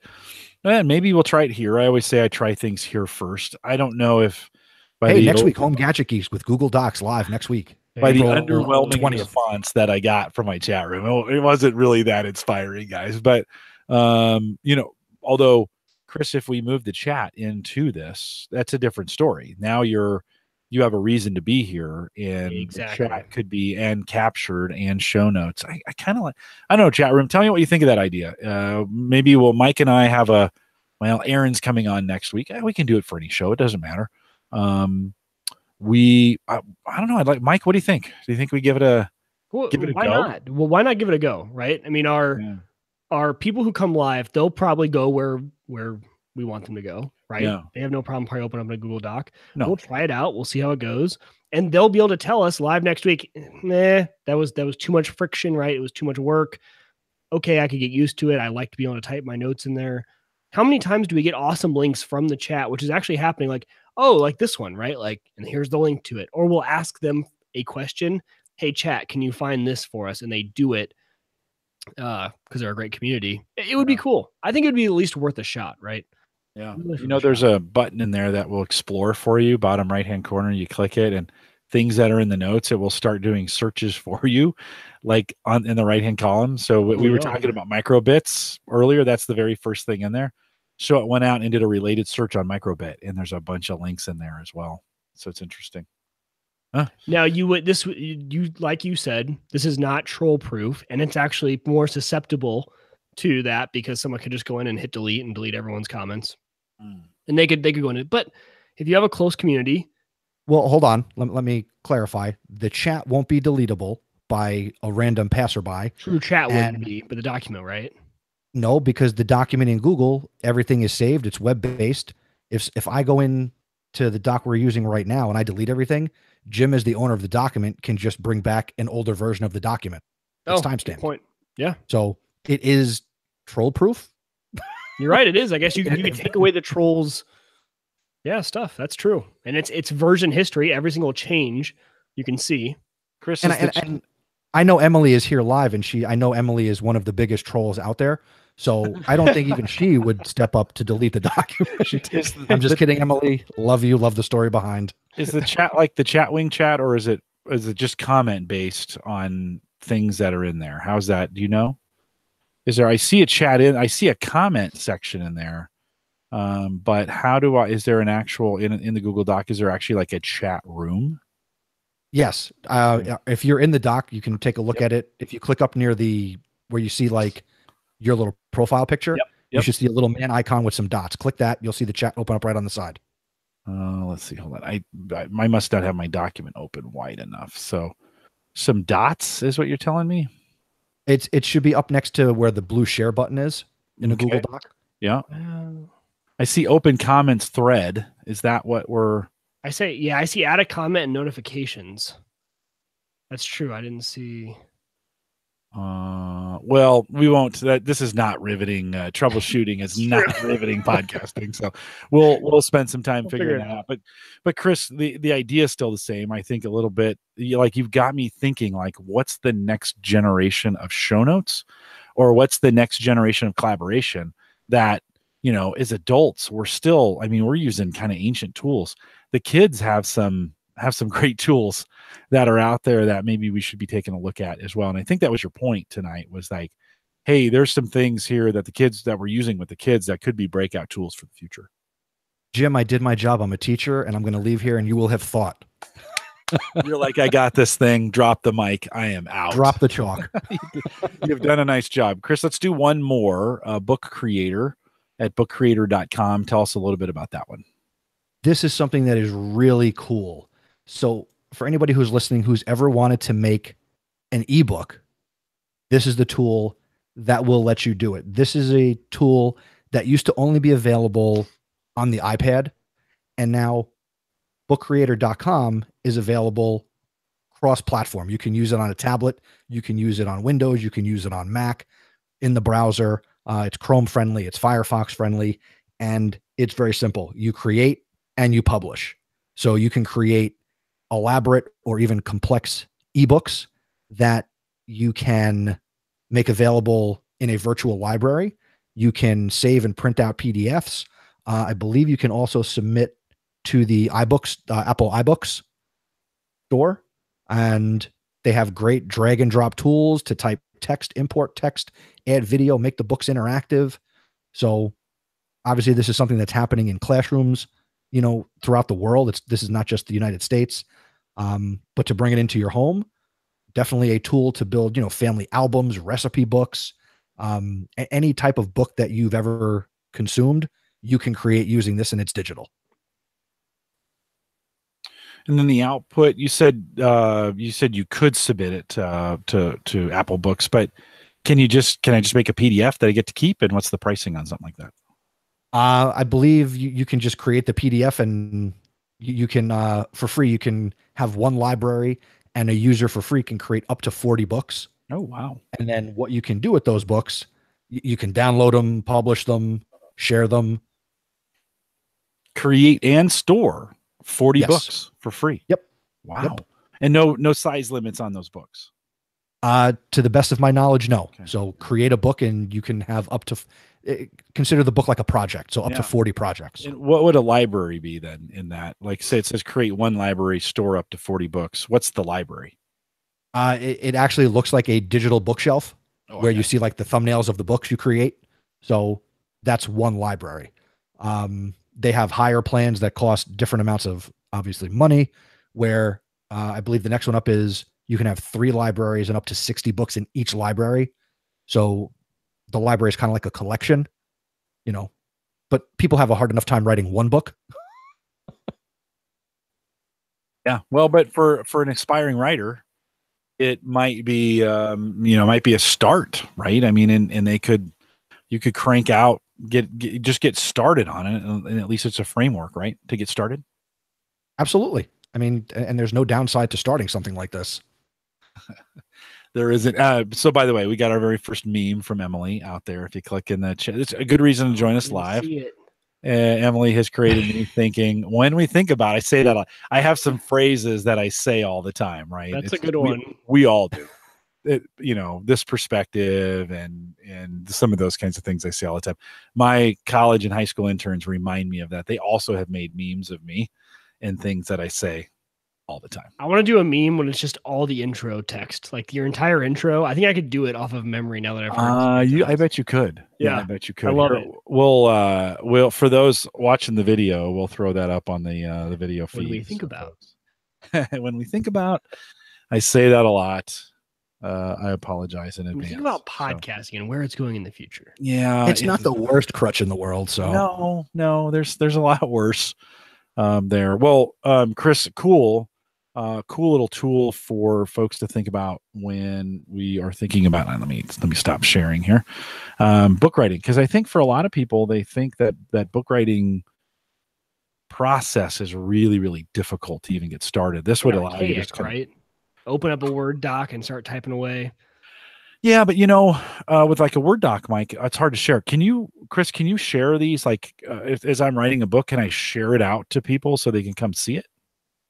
Yeah. I've had, again, from doing this in the classroom, students create their books and, they send me a share link. And when I click on the link, I can view their book, digitally, and it presents a web version of whatever they've created. And I see really the intention here is that a teacher starts a library and then students can submit their books to that library and everybody in the classroom can see those books. So it's a collaborative space from that standpoint. Yep. It's all about collaboration for me. Got it. No, very cool. Very cool. All right. Well, 3 really good things for you tonight: Flipgrid, Padlet, and Book Creator. Chris, I told you we would, I think you had 4 things on the list. And I said we probably wouldn't. Hey, while you have Sway out there, you threw Sway. That's a Sway is a Microsoft product we've talked about there before. But why do you like Sway? For the same reason I like everything. It's interactive, it's engaging, and it allows people to flex their creative muscles and strengthen that part of ourselves without too much effort. And it definitely allows people to go a little bit further and create stuff that's visually appealing. And you don't have to, no offense, you don't have to know code. You don't have to really dig in too deep, and you can still create something that's worthwhile. Mike, have you used Sway at all? I have not. It's actually my first time hearing about it. Yeah. It's a Microsoft. It was actually, I think, another product they consumed in a company they bought. And that some of the best technology that Microsoft gets is when they bought it from somebody else. I think that's the case on this, but yeah, Microsoft's really moving in a direction. When we were there for the summit, they're doing more and more work on creating automatic. If I have a whole bunch of pictures, I throw them in and it creates them. I can add music, it times them, it does the right. They call that artificial intelligence. I just say it's a really smart picture layouts. I'm not sure I want to give AI credit for that, but putting together these really sharp looking, entertaining photo, because we're taking more photos than we ever have. Although I take less photos now than I did when I was 25. It's the weirdest thing. But Sway is one of those tools that can help you get that done, and you can be collaborative on it as well. So we'll throw that in as well. Chris, thanks for hanging out with us tonight. I appreciate your insights into anything else from a teaching standpoint. If you were going to encourage our listeners who we have a lot, this is an adult podcast, 35 to 55. A lot of the listeners have kids. As a teacher, if you were going to encourage the listeners to do one thing with their kids, or how they can help you as a teacher, or how they can help the teachers in their school, you're on the ground floor. What advice would you give them? How should they help you guys? Hold on, let me get my soapbox. No. Hey, you got the platform. I might as well Yes. let you use it, right? What do you think? Here's what I want you to do, moms and dads, or granddads and grandmothers, with the children in your lives who are school age. Spend time with them. Engage with them. Encourage them. They're living a different life than you lived, and have, again, based on the show we're doing here, your children today have more technology available to them than at any point in history. Encourage them. Don't stifle creativity. Encourage those children to be creative for as long as possible, because the far majority of kids, they're having the creativity metaphorically beat out of them by, say, grade 5 and 6, when testing kicks in, standardized tests and things like that. But when you've got them at home, enjoy that time with them. Take them outside, play with them, ask them how their day was. And the best question you can ask any young person, not what do you want to be when you grow up, but start asking, what problems do you want to solve? And engage your kids that way. That's good advice. I love that. What problem do you want to solve? That's awesome. Yeah, I think that's Find what a it comes pain down point to. and fix it. And that's what a lot of these, Yeah. that's what the best entrepreneurs are doing these days, right? They're finding a big pain point and they're fixing it. Yeah. Start that mentality early. Right on. All right, Uyghur, you got a little cocky on me and said you could do the entire beginning of the show, but can you do the end of the show? I don't think I can, because by the end of the show, I've usually had like a beer or two, so I'm not as sharp as like right at the beginning. And it's never I'll as let you tight. wrap it up. It's never as tight at the end of the show. Chris, hang around for a little bit here, but remind everyone that we talked at the beginning of the show. If you want to support the podcast or get access to the post-show crypto conversations that we're doing, it's super easy. Just join us on Patreon, theaverageguy.tv/support.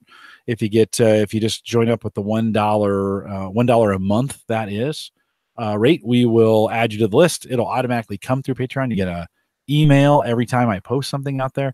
The last couple weekends, I don't know, maybe I was drinking. I had to do it like 8 times. I'm not sure why, but you'll get those notifications from us on Patreon, and that's the way you get them. We even have an RSS feed out there if you want to use that, if it's available to you. Don't forget, you can contact me. Always send me an email, jim@theaverageguy.tv. You can find me on Twitter @jcollison.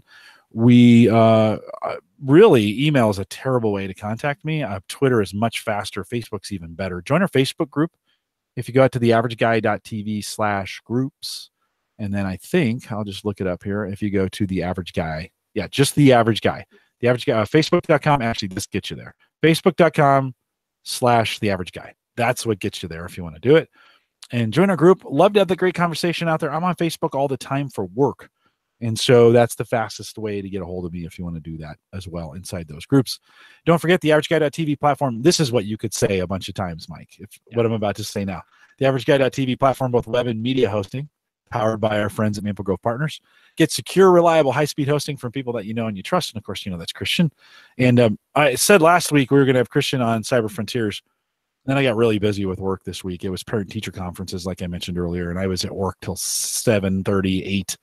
Each of the nights. Chris, I know that's nothing for you. Oh, you have to do that too, right? You guys got to do parent-teacher conferences in the evening. Occasionally. Right? Occasionally, a couple times a year.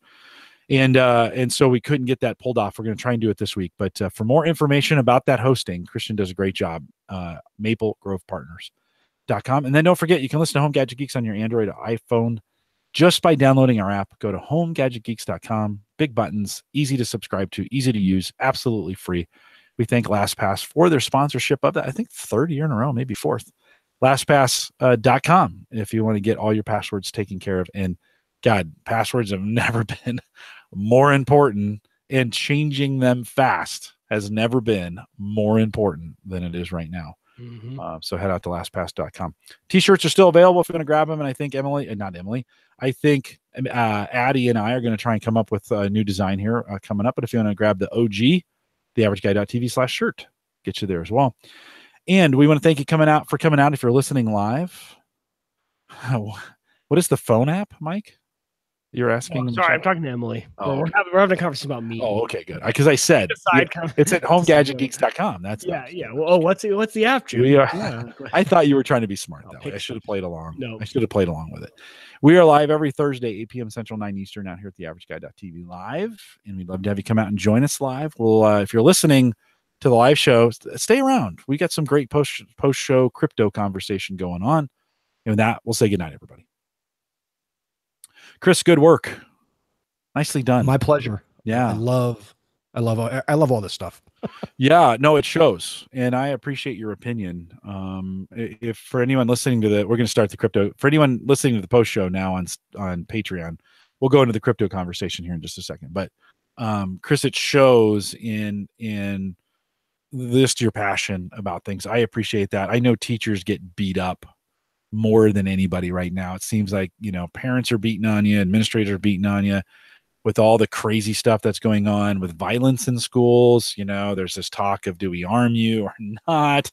And that's just crazy talk. But yeah, you guys, yeah, that's crazy talk. But you guys really are, you're setting the future for us. And so I appreciate that. It's not an easy job. We don't pay you enough. All those things, you guys just do it. So I appreciate the work that you do.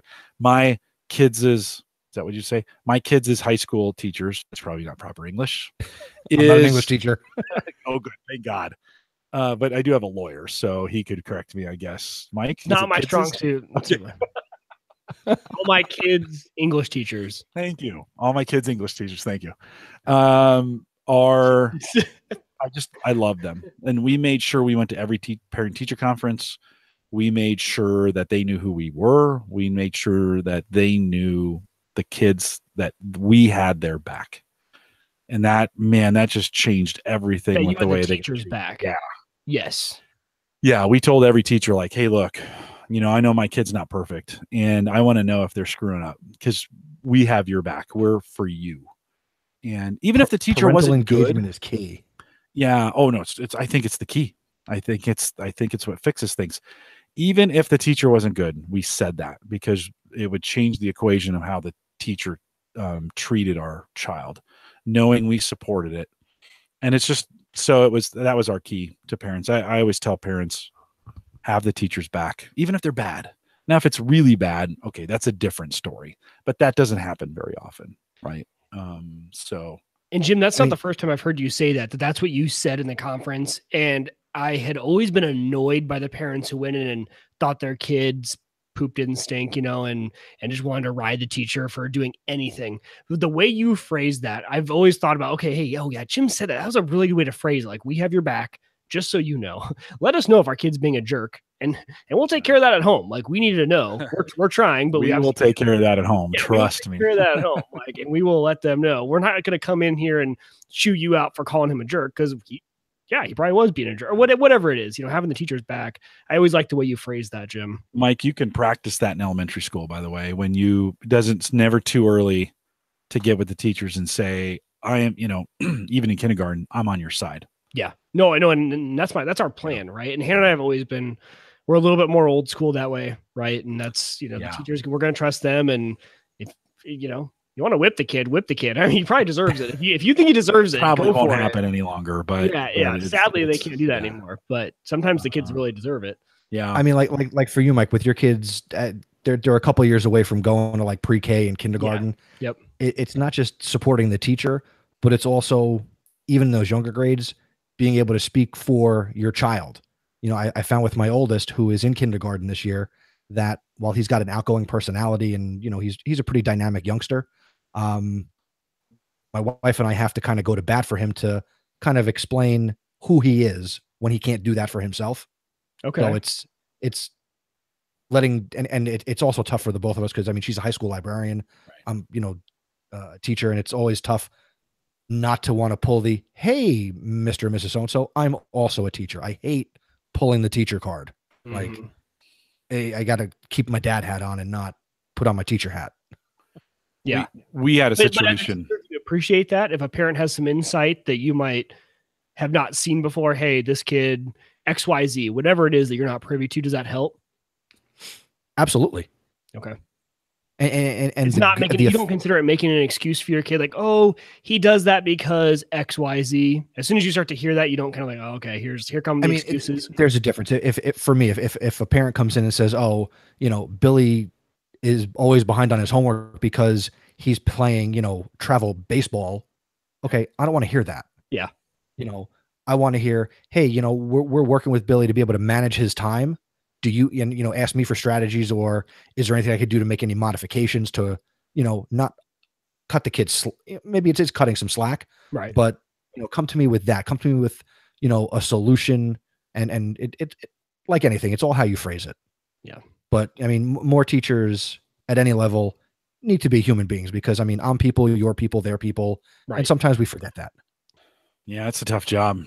I'm not gonna lie. Oh, I couldn't. I'd just having that conversation. One of our friends, the teacher, we were having the same conversation. I'd get thrown out of school. I wouldn't have the patience for it. I couldn't. I've tried to do some church stuff with kids, and it's like, oh, I'm gonna kill you when we're out of here. Yeah. And we walk out of here, kid. You and me in the parking lot in 5 minutes. I'm pretty fortunate that my high school kids are some of the best kids in the city of Omaha. So we have I literally, in the 5 years I've been doing this, I have never had to discipline anyone or even ask them to do things differently. We definitely don't have to ask them to date each other. They don't do that because that's just not, it's too uncomfortable. But it is. Is there a rule against that? No dating other. Okay. No, I don't like it because if they do break up, it creates a weird. Yeah, those teenage hormones, though. I know, and I'm sure there's plenty of things going on behind my back, but they're pretty good kids, and so that is a perfect scenario for me because it just does not bring the discipline issues.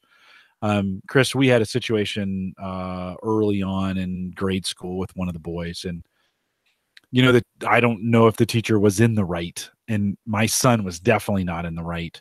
And normally, where I would say, hey, I've got your back 100% of the time, I was kind of starting to question that, and I just pulled the principal in, and the four of us met together, the principal, the teacher, my son, and me, and got some neutral, the principal was really, really good at having kind of a neutral position on that. And we were able to work through in half an hour, 45 minutes, what the real issue was. I had a headstrong teacher and a headstrong student, and they just were not meshing. And we kind of came up with a plan, but it helped for me to be there and for the teacher to hear that I hear what you're saying, and I understand the problems you're having. We have these problems at home too. And to be able to work through it with the principal there, man, that changed everything. So even in a situation where I felt the teacher was not necessarily in the right, I just wasn't going to go in there and blast. We needed to have a professional conversation with an administrator present and man, that went light years. After that, we never had problems with him. It was a turning point for him. In a lot of ways too. Today the problem is you get a parent who emails you at 11:30 at night and then emails you at 8 o'clock in the morning wanting to know why you didn't respond to the first email. Right. I have that in my job too. Sometimes. And they've copied the superintendent on all their emails. Of course. Yeah. Oh, that's the famous copy. Or BCC'd them, even worse. And you don't even know they're included. But no. So Chris, I have a question for you. So Gary Vaynerchuk, I don't know if you know who he is. He's a Gary V, baby. Yeah, Gary V. Okay, so I'm a big Gary V fan, and he has this. He has been recently reposting some of his old posts because of the whole Facebook thing about how, hey, the society loves to blame technology for all of our problems because it's easier to do that than to kind of look in the mirror and see the actual problems we have. So you being a huge tech guy in the education space, do you see a lot of parents wanting to blame technology for all these problems with their kids instead of looking and saying, hey, this is actually a parenting issue and we are not parenting correctly, and our kids, it's not technology that's causing the problem, it's the lack of parenting? I have yet to meet the parent who says it's my fault, meaning them looking at themselves and saying, yeah, you know what, I've screwed up. Okay. Do you think on the inside maybe they are, even if they're not saying on the outside, are some of them at least starting to maybe internally be like, shoot, I really didn't parent this very well? The closest I've come is when I've worked with some troubled students, the ones that have a lot of discipline issues, that they've got some stuff going on outside of school Yeah. whether it's divorce or anything like that. I've had parents say to me, I don't know what to do. And as and I worked in a middle school, it was, child's in 8th grade and I don't know what I'm going to do with them. And I've got to deal with him for another, or her for another, 4 or 5 years. And I don't know what to do. So there are some parents who have lost control and they just don't know how to get that back. Okay. But do you see a lot of, okay. So in that case, yeah, they're taking accountability for it. But when he said that, I hadn't really thought about it before, but I've always thought that parenting is underrated in our society. We don't kind of look back at what parenting did to a lot of these kids. And man, I didn't think about it, but I think we are blaming technology for a lot of things that we could probably take accountability for on our own. I didn't know if you saw that in the space of parenting and tech. And there are some parents who, they'll make every excuse. There are those parents that will make every excuse other than my child doesn't actually walk on water and, turn bread into fish or, whatever the case may be. Exactly. Yeah. You should see him at home. He turns all of our water into wine. I swear. I know. And some of the parents look like that's what's happening. Yeah. It's interesting. It's an interesting space. I'm lucky that I get to have this conversation and look at this as my kids are still younger, and I get to make sure that I don't fall into the same traps and easy way outs that I think there are today. Because technology it's an easy way to blame it, right? You're like, social media these days, these kids, and it's social media's fault. These kids are so insecure and they don't have any, they blame social media. They blame YouTube. They blame, Fortnite now is the big thing to blame why my kid's distracted. No, God, I blame that on why I'm distracted. I'm a Fortnite addict. To be honest, Uyghur's having trouble. Me and my wife. Well, she blames me, but she less than you. Less than me. But yeah. That's hilarious. Really, the biggest thing is it's of all the things I can blame for my child's not being successful, my child is the last thing on the list that I'm going to blame them for why they're not meeting expectations. Gotcha. Them, and then it's parents who want to be their kid's friend. Yeah, that's true. Or themselves, right? The kid, or hey, it's me as a parent. I messed up. We had plenty of issues with our kids, and now they're, my kids are 29, 27, 25, 20, and 19. And on Saturday, we had a birthday party, and, we had a few of these, and it was a ton of fun. Like, I am their friend now, and I don't have to be a dad anymore. But that wasn't when they were 14. Like, you can't be there when they're 14 like that. You have to be a parent at that age. The time here's the funny thing. Right? The time will come when you get that privilege. You've done the work when they're that age. Enjoy it more. You get the privilege when they're in their 20s, and that's so sweet. It is great. I got to be transparent here. Yeah. I'm gonna be 37 in a couple weeks, and my dad. We have a great relationship, and we have the things that we are bonded and connected over, but I'm going to be 37 and my dad will not hesitate if he sees me, what he thinks is doing something wrong, whether it's in my marriage, what I'm doing with my kids or any personal choices I'm making. He and my mother will still let me know. I'll get the email. I'll get the text message that says, call me, or, hey, I'm going to take you out to dinner. And then 20 minutes into the dinner, it's, oh, by the way, there's this thing I want to talk to you about. So I still, at the age of 37, get lectured by my parents. Yeah, and I do too. Yeah, it's just but I might, and it's a hybrid, right? Like I still have the experiences Jim was talking about where we have a great time. My mom and I love to crack a bottle of wine and have some deep talks, but they'll make their opinion known, and I'm there's a lot, and they've earned it. Right? They've put in the time, the blood, the sweat, and the tears. Yeah, right. I pick up a pack of smokes. My dad's still going to be like, "Whoa! You are not allowed to smoke." Like that, it would still be a conversation, right? I may be a little liberal in that spot because some of the kids have been like, "Well," and I kind of go, "Really? Like, is that what we're doing? All right, okay, well, and they know." Like my number 4 just got this big gigantic tattoo. He's in Japan, and there's a really good tattoo guy there, and he's a Marine, and he's making his own decisions. Like I'm done parenting. Like this is not my favorite thing in the world. Like I wasn't, like, oh great. I was like, whoa, wow, kind of that's pretty big. But you got to kind of, it's his thing now. He's the adult, right? And So I might be a little more. I might be on the Chris. If your mom and dad are on the conservative spectrum, I might be on the liberal, which I've never associated anything in my life with liberalism. But I might be on the more liberal side when it comes to parenting, because I figure we parented until they were out of the house, and we still, trust me, I give them advice, and they know when I'm kind of like, I don't really like that. Like, but at the end of the day, they're making their decisions. And I appreciated my parents kind of staying out of my way. They let me make plenty of decisions that I shouldn't have made. And I remember at like 25 or 26 going, you guys are pretty smart. I should I should listen to you guys a little bit more than I have. So yes, but for all of us between the ages of say 13 and 25, there was that period where our parents were just the dumbest people. Oh yeah. No, totally. And they got smart overnight. I know. Yeah, you're like, you guys were pretty smart. So pretty cool. All right. Good conversation. I may tag this on the end of the show. It was pretty related to what we were talking about from the ed side. So I might take it. Chris, do you want to stay around and talk some crypto? Or should you go? You know what? I honestly actually have to get a couple of things done, so I'm going to have to bow out from the crypto. That's good. That's a good call, because it's going to get ugly. I'm going to tell Uyghur I told him so. So, Chris, thanks again, man. I appreciate you coming on. Great having you. Yeah, great conversation. My pleasure. Chris. Anytime. No, super good to have you on. We'll have you back again. Sounds good. Thanks, man. Take care. Take it easy, Jim. Bye-bye, Mike. See ya. See ya. I like that. That was a great conversation tonight. It led to so many different avenues that I don't think we saw.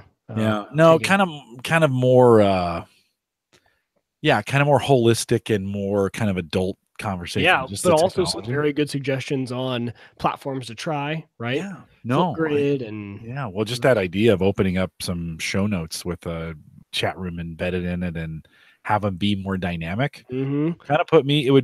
I'll be honest with you. Ross has since left, but I'm with Ross. I'm not a big fan of writing the show notes, but I bet if I thought my audience was going to see them in advance, like, I probably would be more motivated to do a better job. I'd be more motivated to help you. I know that.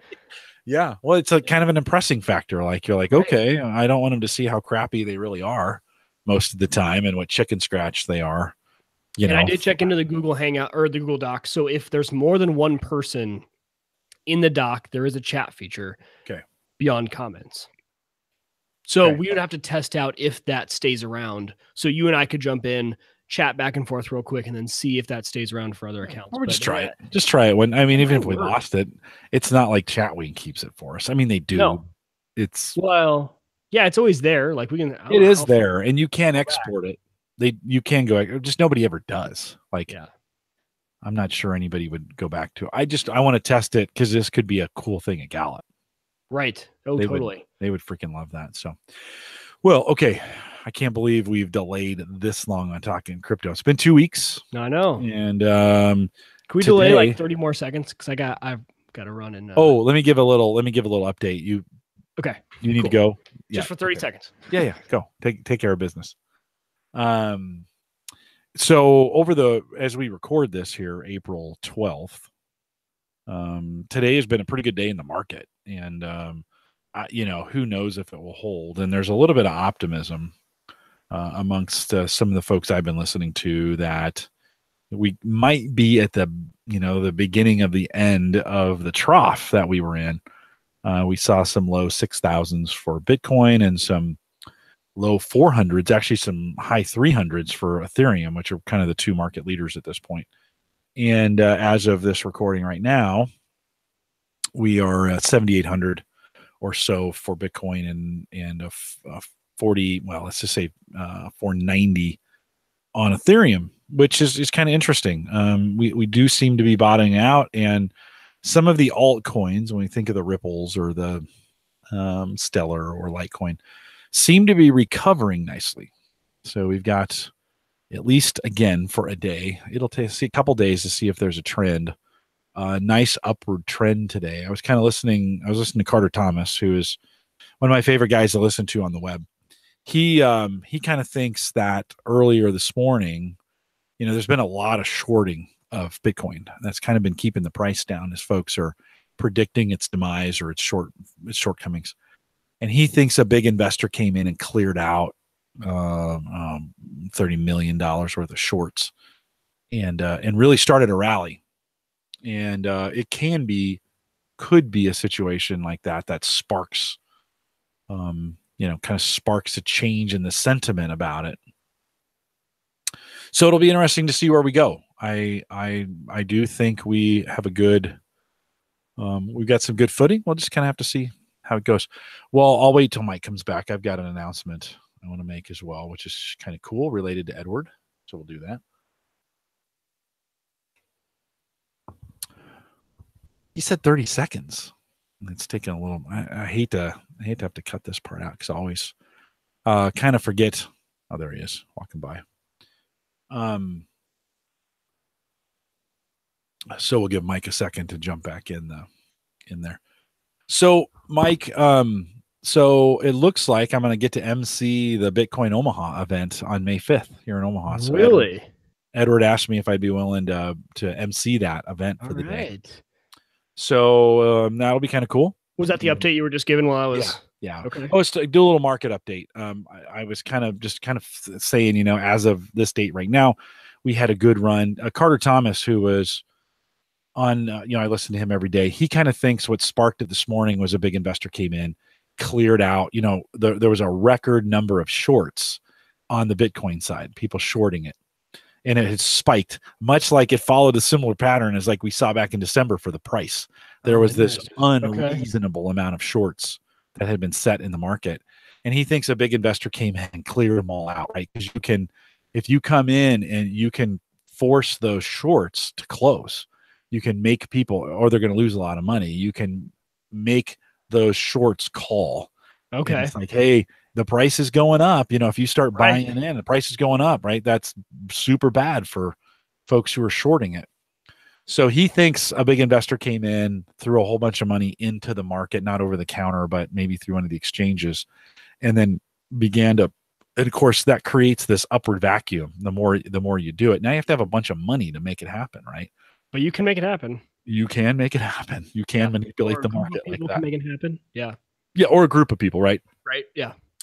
No, right on, a big investment firm. And so that creates this kind of vacuum. And so we saw, 750, 1,000 point rise, something like that from about 4:00 this morning up through a couple hours worth, which is super interesting. Like to me, hey, am I really going to be able to take advantage of that? No, but it's fun watching the market go.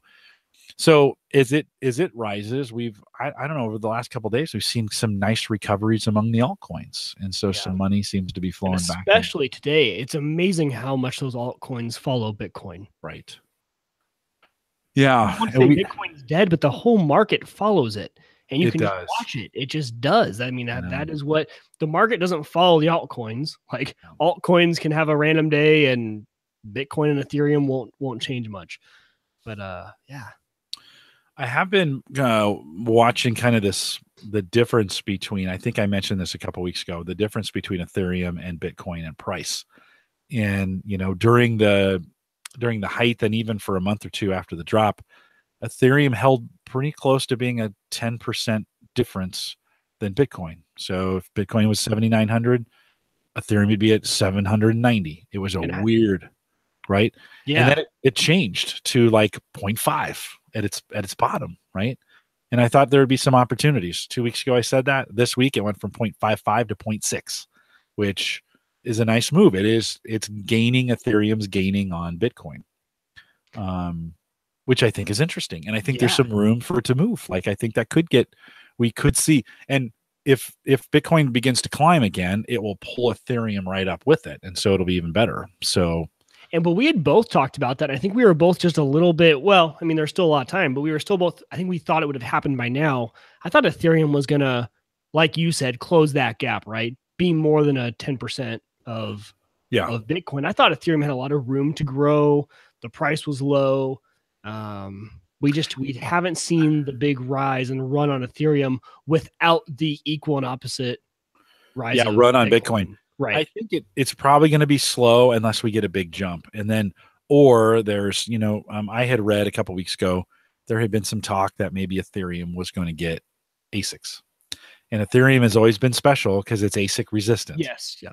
That's right. And then I don't know where that sits today, but that caused some of that push down from 0.1 to 0.05 was this fear of these miners coming in and running up the difficulty and running up, kind of running stuff up. As we've seen in SIA, right? That has been, man, they have the miners have come in and crushed SIA coin. The difficulty, the day when you and I could mine it are long gone. The difficulties are 20 or 30 times what they were in those days. There's no way. ASICs have just dominated that coin. Right. I don't know where it'll go. Who knows? I've got 10,000 of those things, and I have no idea where they're going to go. But I think so. I say all that to say, if you're not in the market today, I think now is a really good time to come back. Like, I don't know if I've said that yet to this point. Like, we've always kind of been like, yeah, it's kind of a bear. It's people. There's a lot of value. It's crazy right now. I feel pretty good about the market at where it's at. And could it go down more? It probably will a little bit more. But I think are we at the bottom? I don't know. I can't. I'm not a financial advisor. This is all speculation, and we're just faking it, right? They wouldn't. They're not talking about crypto. That's the last thing. No. This is entertainment, right? Yeah. But it feels different right now. Well, in Ethereum, I think the next big change we're going to see is when they move to proof of stake, right? Because that is going to put an end to mining as we know it. Right. Proof of stake is going to be interesting across the board because Ethereum is going to be the first big coin to take on proof of stake. And that is going to proof of stake is I mean, as a miner, you don't want to say this, but proof of stake is really what a lot of blockchains need, right? We need coins that take a lot less energy. We need coins that don't have all of the downsides of proof of work. But hopefully the thing about proof of stake that I'm still kind of concerned about is the level of security, right? We like to think about the math just makes sense on proof of work. The amount of money you would have to spend to do a 51% attack on a blockchain like Bitcoin is not worth the amount you would get in return for hacking the blockchain. Like the math all just makes sense with proof of work. So with proof of stake, the math is a little bit harder to wrap your head around.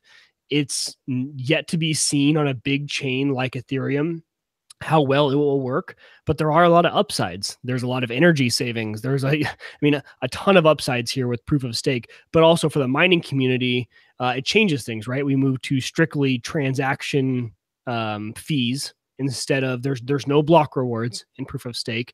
There are, because that just doesn't exist the way that proof of stake works.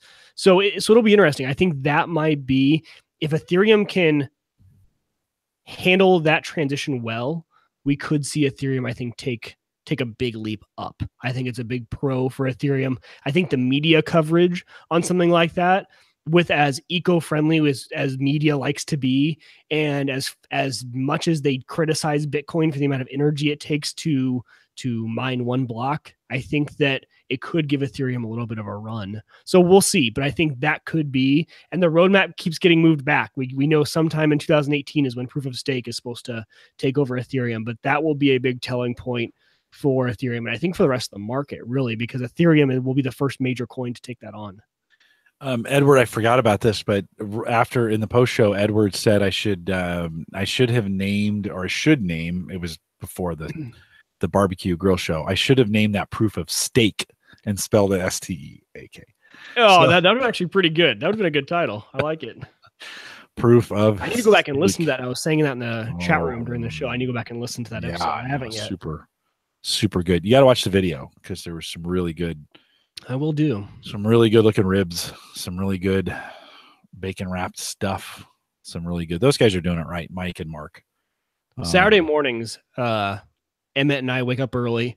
He likes to wake up, and Hannah and Harrison are kind of doing their thing. And so we'll wake up, I'll make coffee, and we'll sit on the couch for a little bit in the mornings and usually watch Daniel Tiger, but he doesn't care what we're watching, which is the great part. So I'll probably turn on the grilling show, and he'll have his milk and his Cheerios, and I'll have my coffee, and we'll watch some grill. I talked about buying a Weber. I think that's my next purchase, is to get charcoal grill. They're doing charcoal, huh? Yeah. See, I'm surprised. I thought you would go with the electronic pellet grill. No, I want to get back to. I was when in high school we had a Weber, and I just loved cooking on that thing. my dad hated it, so I ended up doing all the cooking, and that's kind of how I learned to barbecue. Okay. And we didn't nothing fancy. I just kind of learned how to do it, but I not that in someday I won't go that direction, but a Weber right now I just kind of want to do some charcoal grilling. So I'm gonna look for one in the spring here. There you go. See if I can find a deal somewhere and just pick one up. Yeah. That way. I so on the crypto side, I have seen some pretty nice improvements on the mining side. We're not back to where we were by any stretch of the imagination when we think about what November, December, and early January brought us from a mining perspective. Doesn't matter for burst. Burst is the same whether the markets are up or down. That has nothing, on the burst side. But the way NiceHash works and the way Mining Pool Hub works, the more value these altcoins have, the better transaction value they have against Bitcoin or whatever you decide to do with them. And so, we'd gotten to some lows of maybe 50 cents a day per card on those 4.6 or on those 1060s, which is not. I think my figure was 35 cents a day for each card. That's kind of what they cost me in power. I think something like that, 35, 40 cents.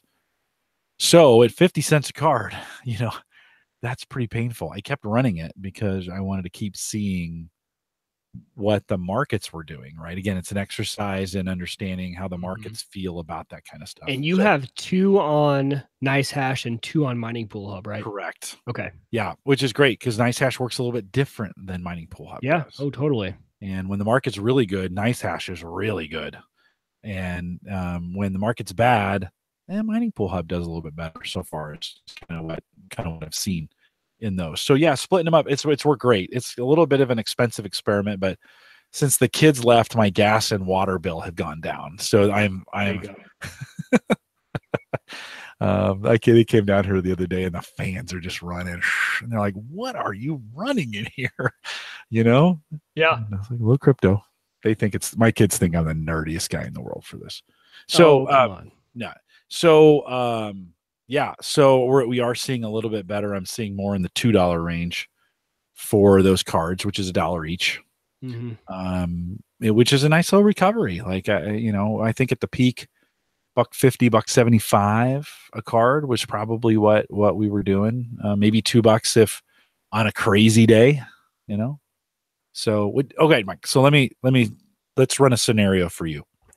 So the new cards are not back to where they were, right? But we're kind of at the tail end of a lot of miners giving up because of the prices gotten so low. So you might be able to find some deals out there. Prices seem to be recovering. Have you thought about getting back into the world of mining? No, only because of proof of stake. Oh, I gotcha. I think I see that coming. I don't think I would have enough time from the time I bought a card today to the time proof of stake goes in. Now I know all the coins aren't adopting proof of stake, but I think Ethereum is one of the big ones. I don't see enough time to make up my investment. Yeah, you're probably right. I'm gonna stick with it to the brutal end. Well, yeah, if you already have the hardware, for sure, stay with it. And even after then, you can still sell them. Like they're still not. Yeah. Because I don't know. You might have given me an update. You on offers on some of those cards you had on the market. Any that were serious and close to what you had asked for? I could have gotten $250 for them, $250 each. At the peak, I was asking $300, and the guy was kind of a douche, and he said, he kind of belittled me, and then said, "Oh, well, I'll give you $250." And then I'm like, "Well, if you're going to belittle me, I'm not going to even sell you the cards." Like that. That's right. I don't, and I know what he was trying to do. He was trying to work me down. Yeah. But I said, no, I think, and then he was like, well, you're never going to sell them. And to be honest, I probably wouldn't. I could probably get 200 for him right now. But no other offers after that guy? Because that's the guy. No, he was the last one. And then I took him down pretty quick after that. I was kind of like, I'm just not built for this. I think I'm going to, just going to let him ride. We had that whole conversation. Yep. And around that. And I'm glad I did. They're nice tools to have. For me, even when they're done, they will make nice cards in other boxes here that don't That's what I'm have. jealous of. I'm trying to build a gaming rig, and I'm like, I wish I would have kept just one of those 480s, and I would have already had a decent graphics card to build off of. Well, on this PC alone, the one that we're podcasting on, each monitor will get its own card, and it'll be great. I'll never, not never, but I won't struggle with anything in the video space. Game on those, you could do a lot of stuff. Yeah, and then like I would take one out of the podcasting rig. I have a audio rig here that does all the audio for the podcast. It would get one and do all the video. Today, again, I don't have any. They're just in the boards, not hooked up to the video. I'm using the onboard. So your main rig right now doesn't have any card in it? Okay. Main rig has the 2, and then the other podcasting rig has the 2. So I have the video that I'm on right now. It has 2, but I'm not using them for video. And then the audio rig has 2, and again, not using them. I'm using the onboard video for it. And so I got plans for them, so it'll work out. 10-second side note. I don't know if I mentioned this. Like, we always talk about Xbox, you playing Fortnite. You know, Fortnite's a free game on PC. You should just give it a shot on PC. You're a PC gamer guy. That's where you kind of cut your teeth on gaming. I should give it a shot just so you know what the hype is about. You could download it and play it for an hour and be like, this is the stupidest thing ever. I don't know why people like this. And then next week you can be like, okay, I don't get it. I would play it and then I'd rage quit. That's exactly. It's so that's what I do. And then I just watch it on YouTube because I'll play. I won't get any wins. And I'm like, I'm just going to watch some good guy on YouTube play. That's what I should do. Just to be honest, is just watch him on YouTube. Oh yeah. I'll send you a guy. He's hilarious. And you would enjoy just sitting there at least for 10 minutes and watching him play. Yeah, I should that's what I should do. Yeah. So any other updates? Well, during the show, I got a 10-minute deadline. And of course that's never good enough. I think the block went in 4. 2 blocks after that, it was a 25-minute block. I was like, well, I would have done it on Burst. Yeah, on Burst. Yeah. I still love sitting here watching burst mining. It's something, I don't know why I get so into it, but it's pretty cool. It's so fun to watch. It's literally like watching Kino. We've had this conversation a million times, but it's so much fun to watch. And I told you over 80% of the blockchain's already been mined, right? Like this isn't a Bitcoin where it's going to go out to 2072 or whatever. Oh, you mean enough of the coins that are going to be released? Yeah. I think it's going to be, I wonder what the math says when burst is done, but I mean, it's going to be done in our lifetime. Yeah, it might be done in the next 5 years. Bitcoin is also too. Bitcoin, the prediction came down to I think 2035. Okay, it was originally 2135. Sorry, and I think it's now down to 2035. Okay. But so that is, and I don't think we are at all prepared to have this conversation. We'll save it for another week when we can actually do our research. But the whole deflation spiral, that is all based on the monetary base being fixed. So once all of the coin is in the ecosystem, that's it. So the whole theory around this, so we'll hint at it and then we'll talk about it in more detail on a future episode. But the idea is, so you have a monetary base, right? If you think of the US dollar, you think of the feds, the banks, and they can issue more currency out. They can lend more money out. But with a cryptocurrency, you have a fixed monetary base. As soon as all that crypto is out there, we know that that's all that's going into the ecosystem, which creates a hold mentality. You'd hold the currency expecting it to go up, which has this whole deflationary spiral effect on the whole economy. So something we can have a lot of fun talking about later, but it's a big theory out there and it's very valid. That we're in this mode right now where all these coins are being released into the ecosystem. We haven't dealt with a chain that has fully matured yet. So we don't know, and we're not thinking about, and no one is anticipating that you could have we are inflation based.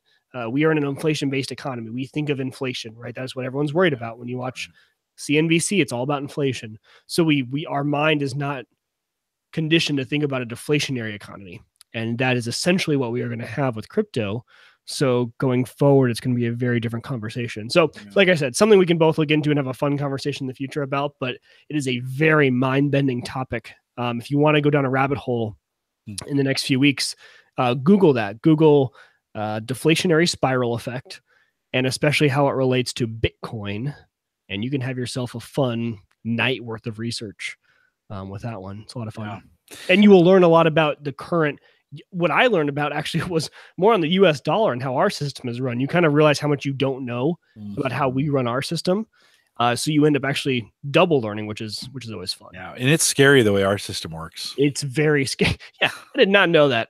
You kind of you're a little oblivious to it. I had done a lot of this research back when I first got into Bitcoin. Someone had mentioned it to me. I looked it up briefly, but just recently I got kind of reinvigorated with it. And yeah, you're right.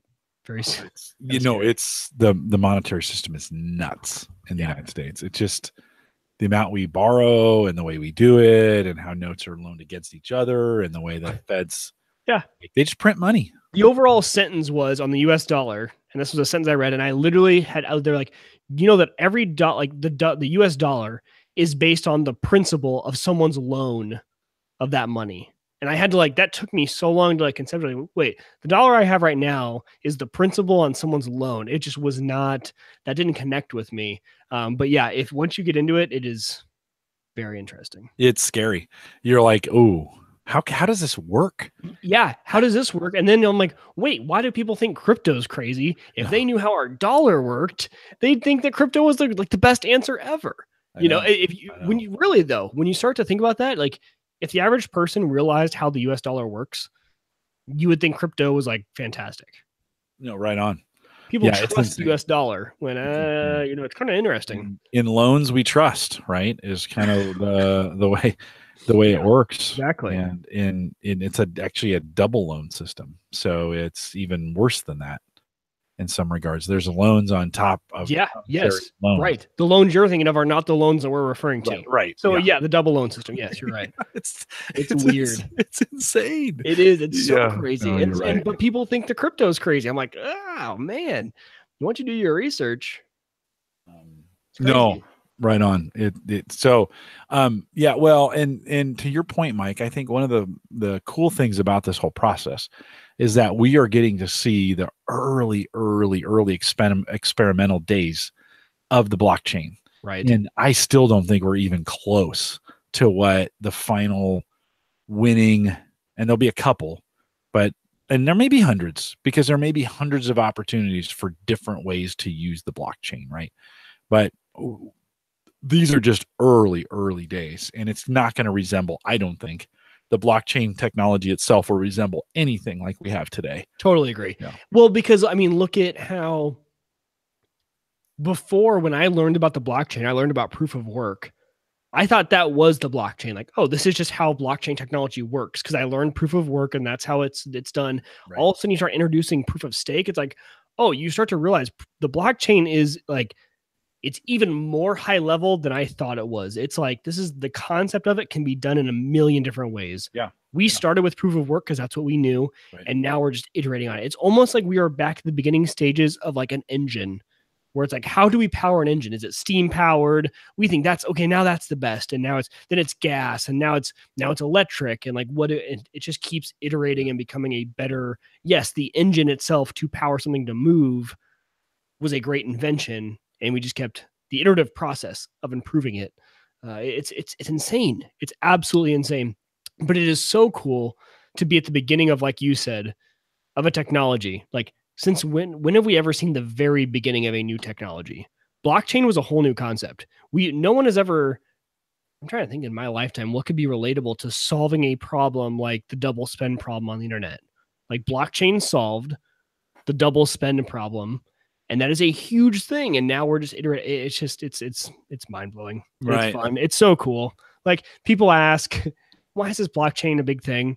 And the first thing I go to is the double spend problem. I'm like, you send a PowerPoint in an email to people. It's a copy, right? There's no way to ensure who has the original. It's a double spend problem. There's no way to solve that.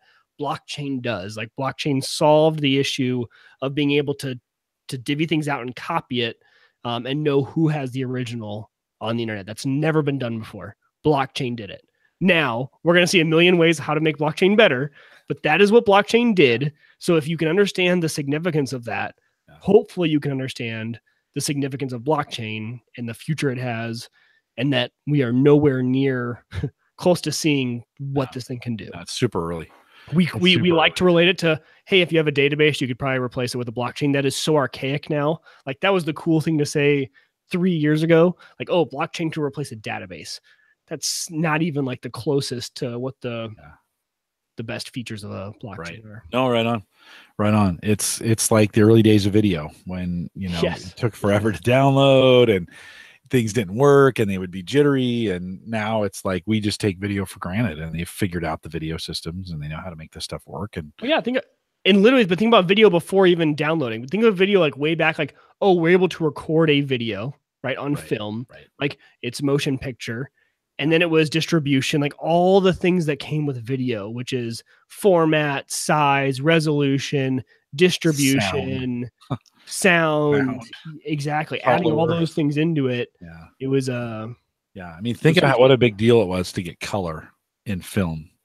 Right. And we haven't even hit the color equivalent of blockchain. There's probably some problem we don't even know about yet. Yeah. People don't even think about color in video. They just video, it's black and white. That's what video is. It's black and white, right?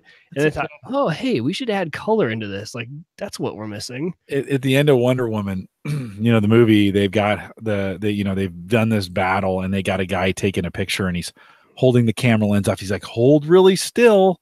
And, he's holding that open for a long time. And then he puts the cap on it and it was etched onto a piece of metal or and they use some chemicals.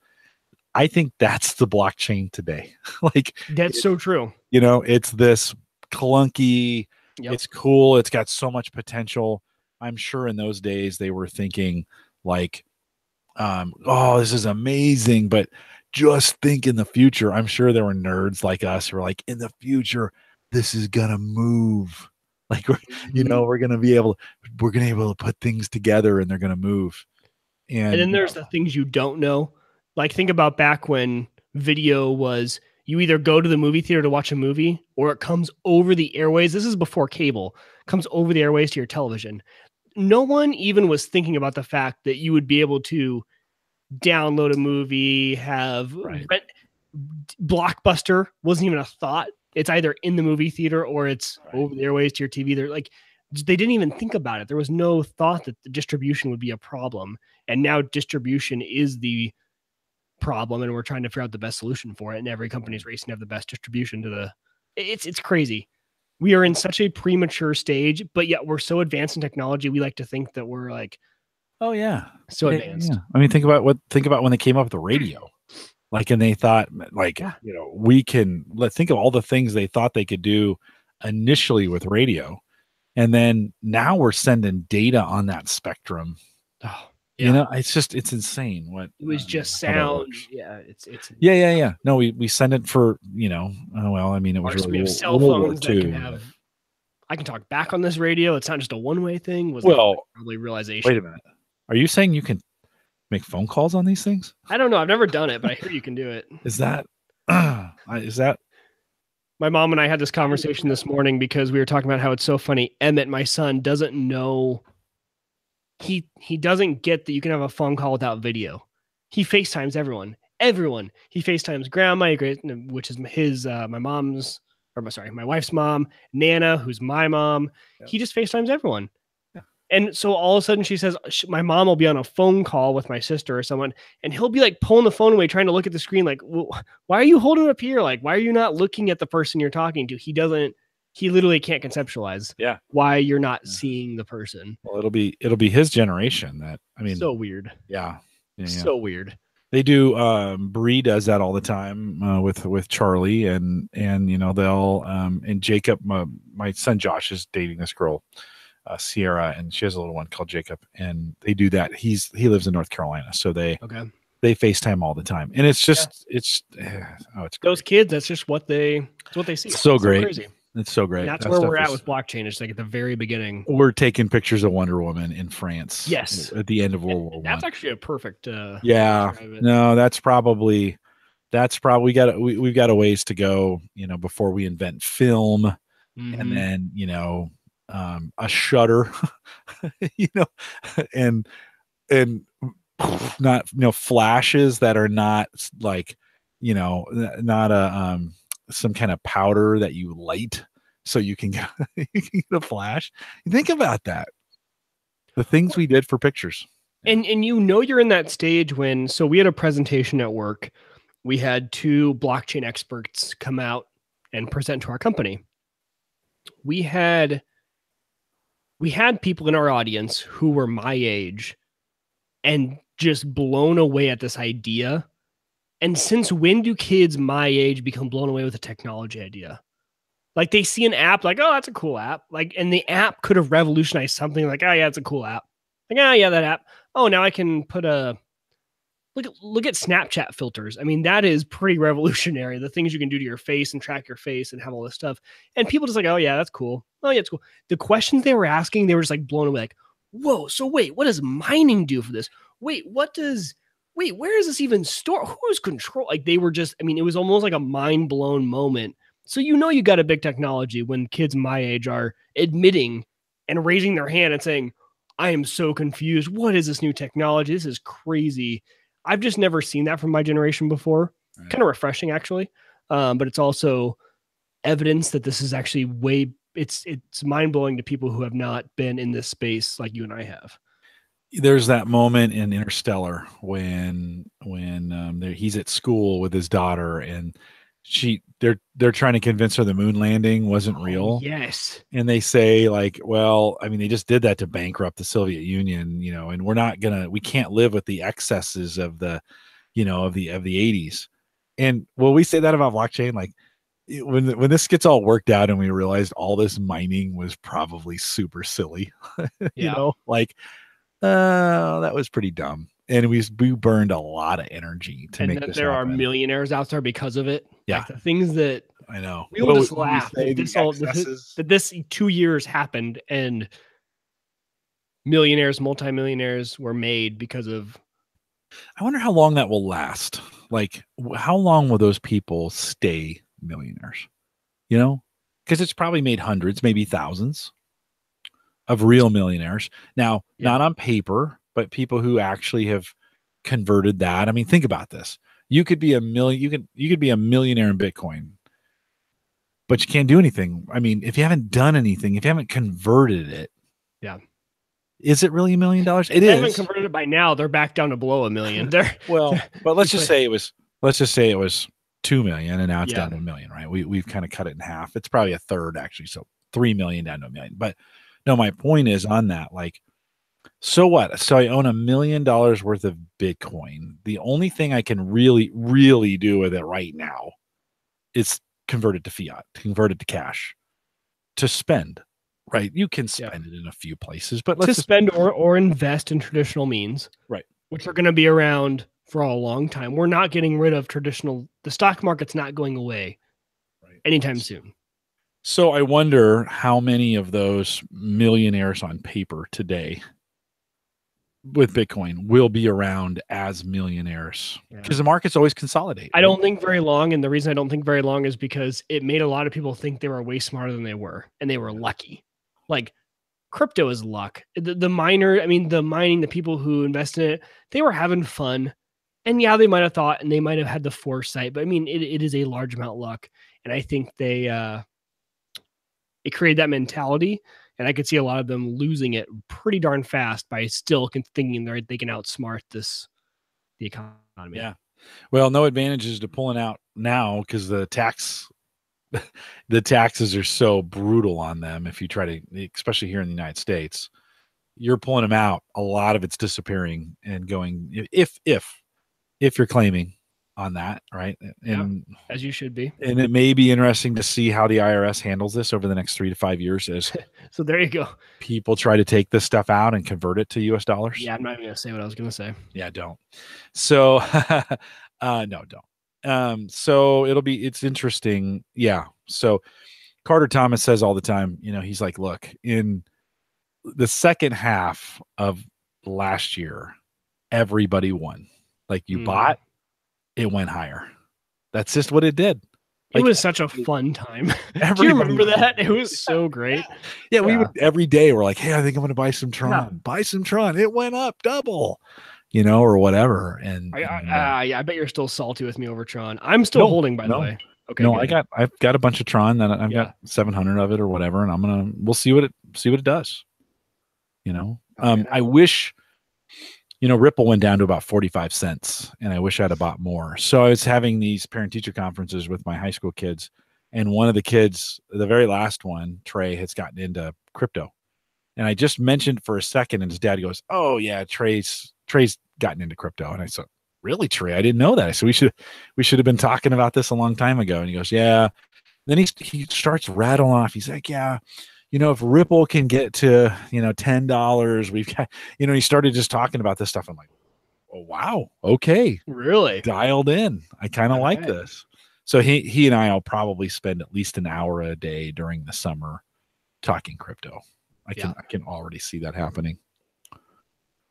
But yeah, I think, Mike, we actually got a good chance at a second altcoin run here at some point this year. So.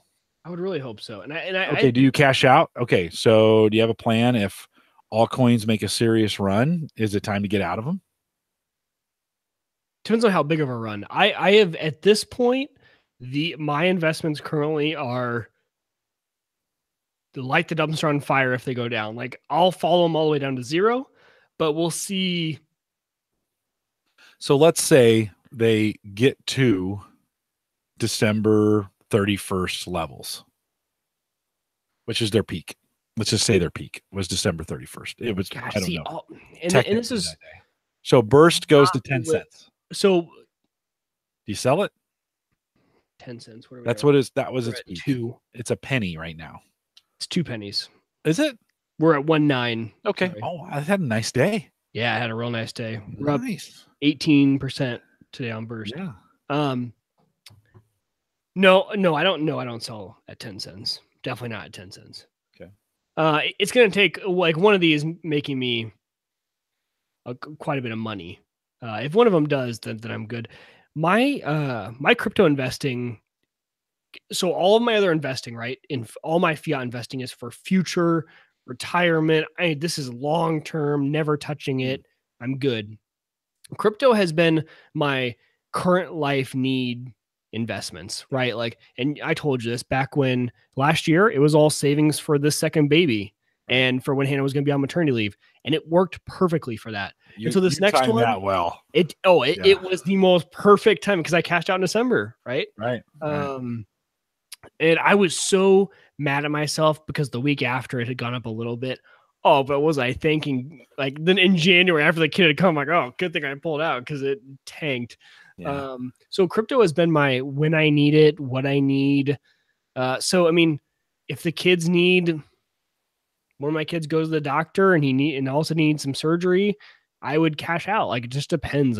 So I'm a very bad person to ask about all of this because I think you're a good person to ask about it because I use crypto as my daily. It's real.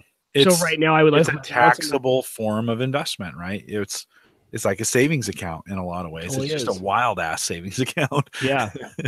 Me too. I mean, my goal is to pay off or help pay off student loans. And so I'm in it for the long haul, at least the next couple of years. I think, like you're saying, I think in 2 years, I think we still have till the end of 2019 where mining is still even viable. I think by 2020, I think most mining, for the most part, will be gone. Yep, and I think that's pretty close. Yeah, so I think we got this 2 year window.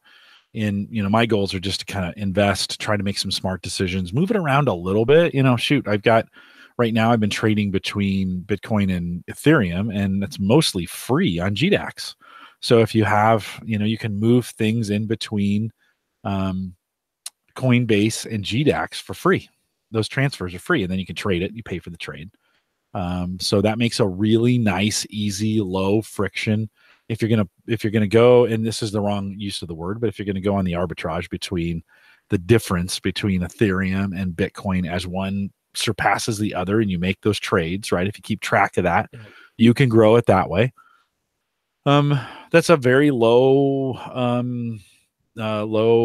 friction way to get the trading done, right? You're not having to move them across and have them come into other exchanges and other stuff. It works pretty easy. So I kind of I've moved those around a couple times there just to kind of mess around with it, see how that works. And if I'd love to see if Bitcoin makes another run, if Burst makes another run. By the way, $1 is my first real threshold on burst. If it hits $1, I'll probably half will probably get pulled out to get in and then keep half. And then I'll have another threshold for that second half. Yeah, I'd agree. And just keep having it, And burst is one of those that my expectations are a little bit higher on burst, not for the traditional means though, but because it's one of the only proof of capacity chains out there. So for what you have been mentioning of someone coming in and buying the chain, burst interests me because it's a proof of capacity. Yeah. Or partnering with the chain and putting viable business on it. Yep. For the same reason that for SIA and those interest me because they're just different. They're not the general run-of-the-mill coin. SIA would be, that's what I'm just hoping takes off, right? I've got 20,000 SIA coin. So I'm just hoping it does something.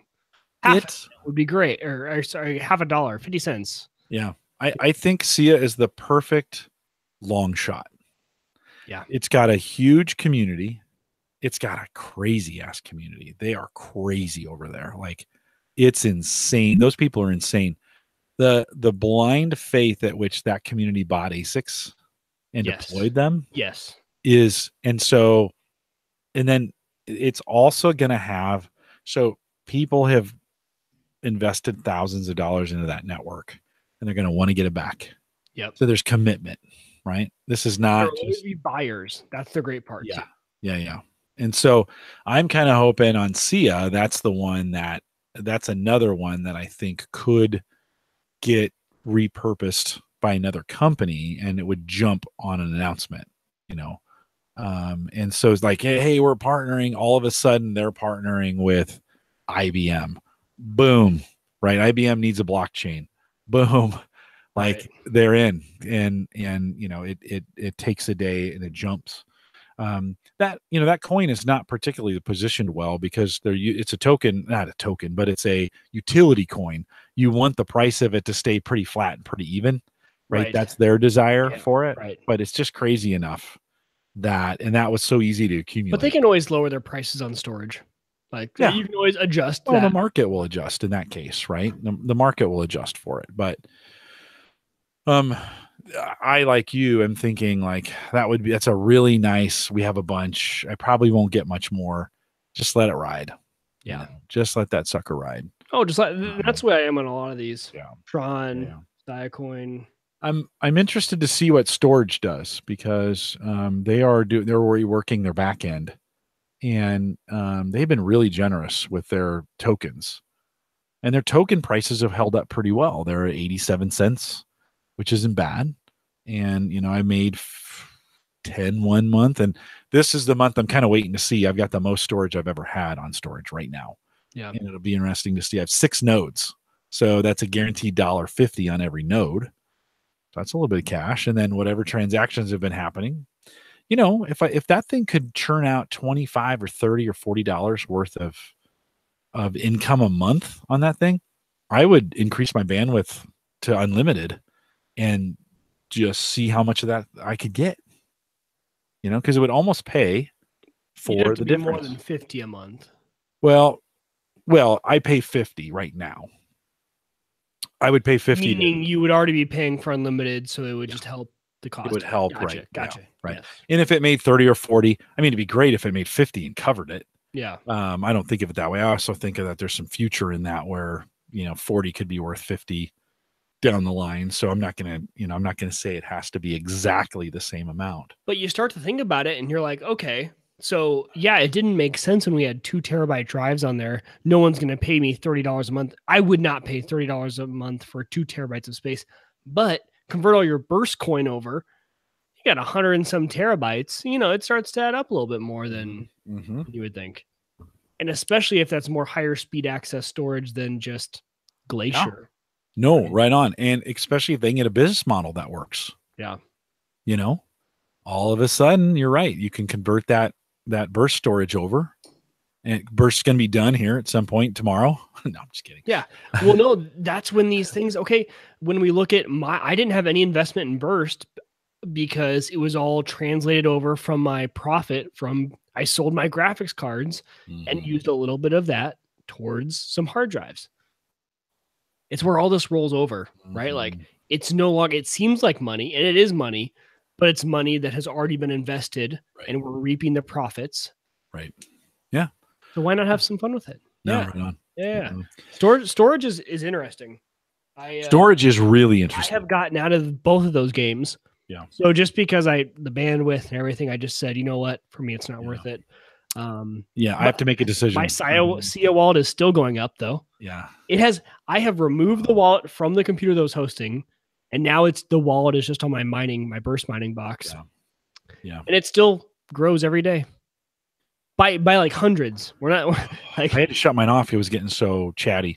I got to let those folks listening live know because it's my turn to go use the facilities.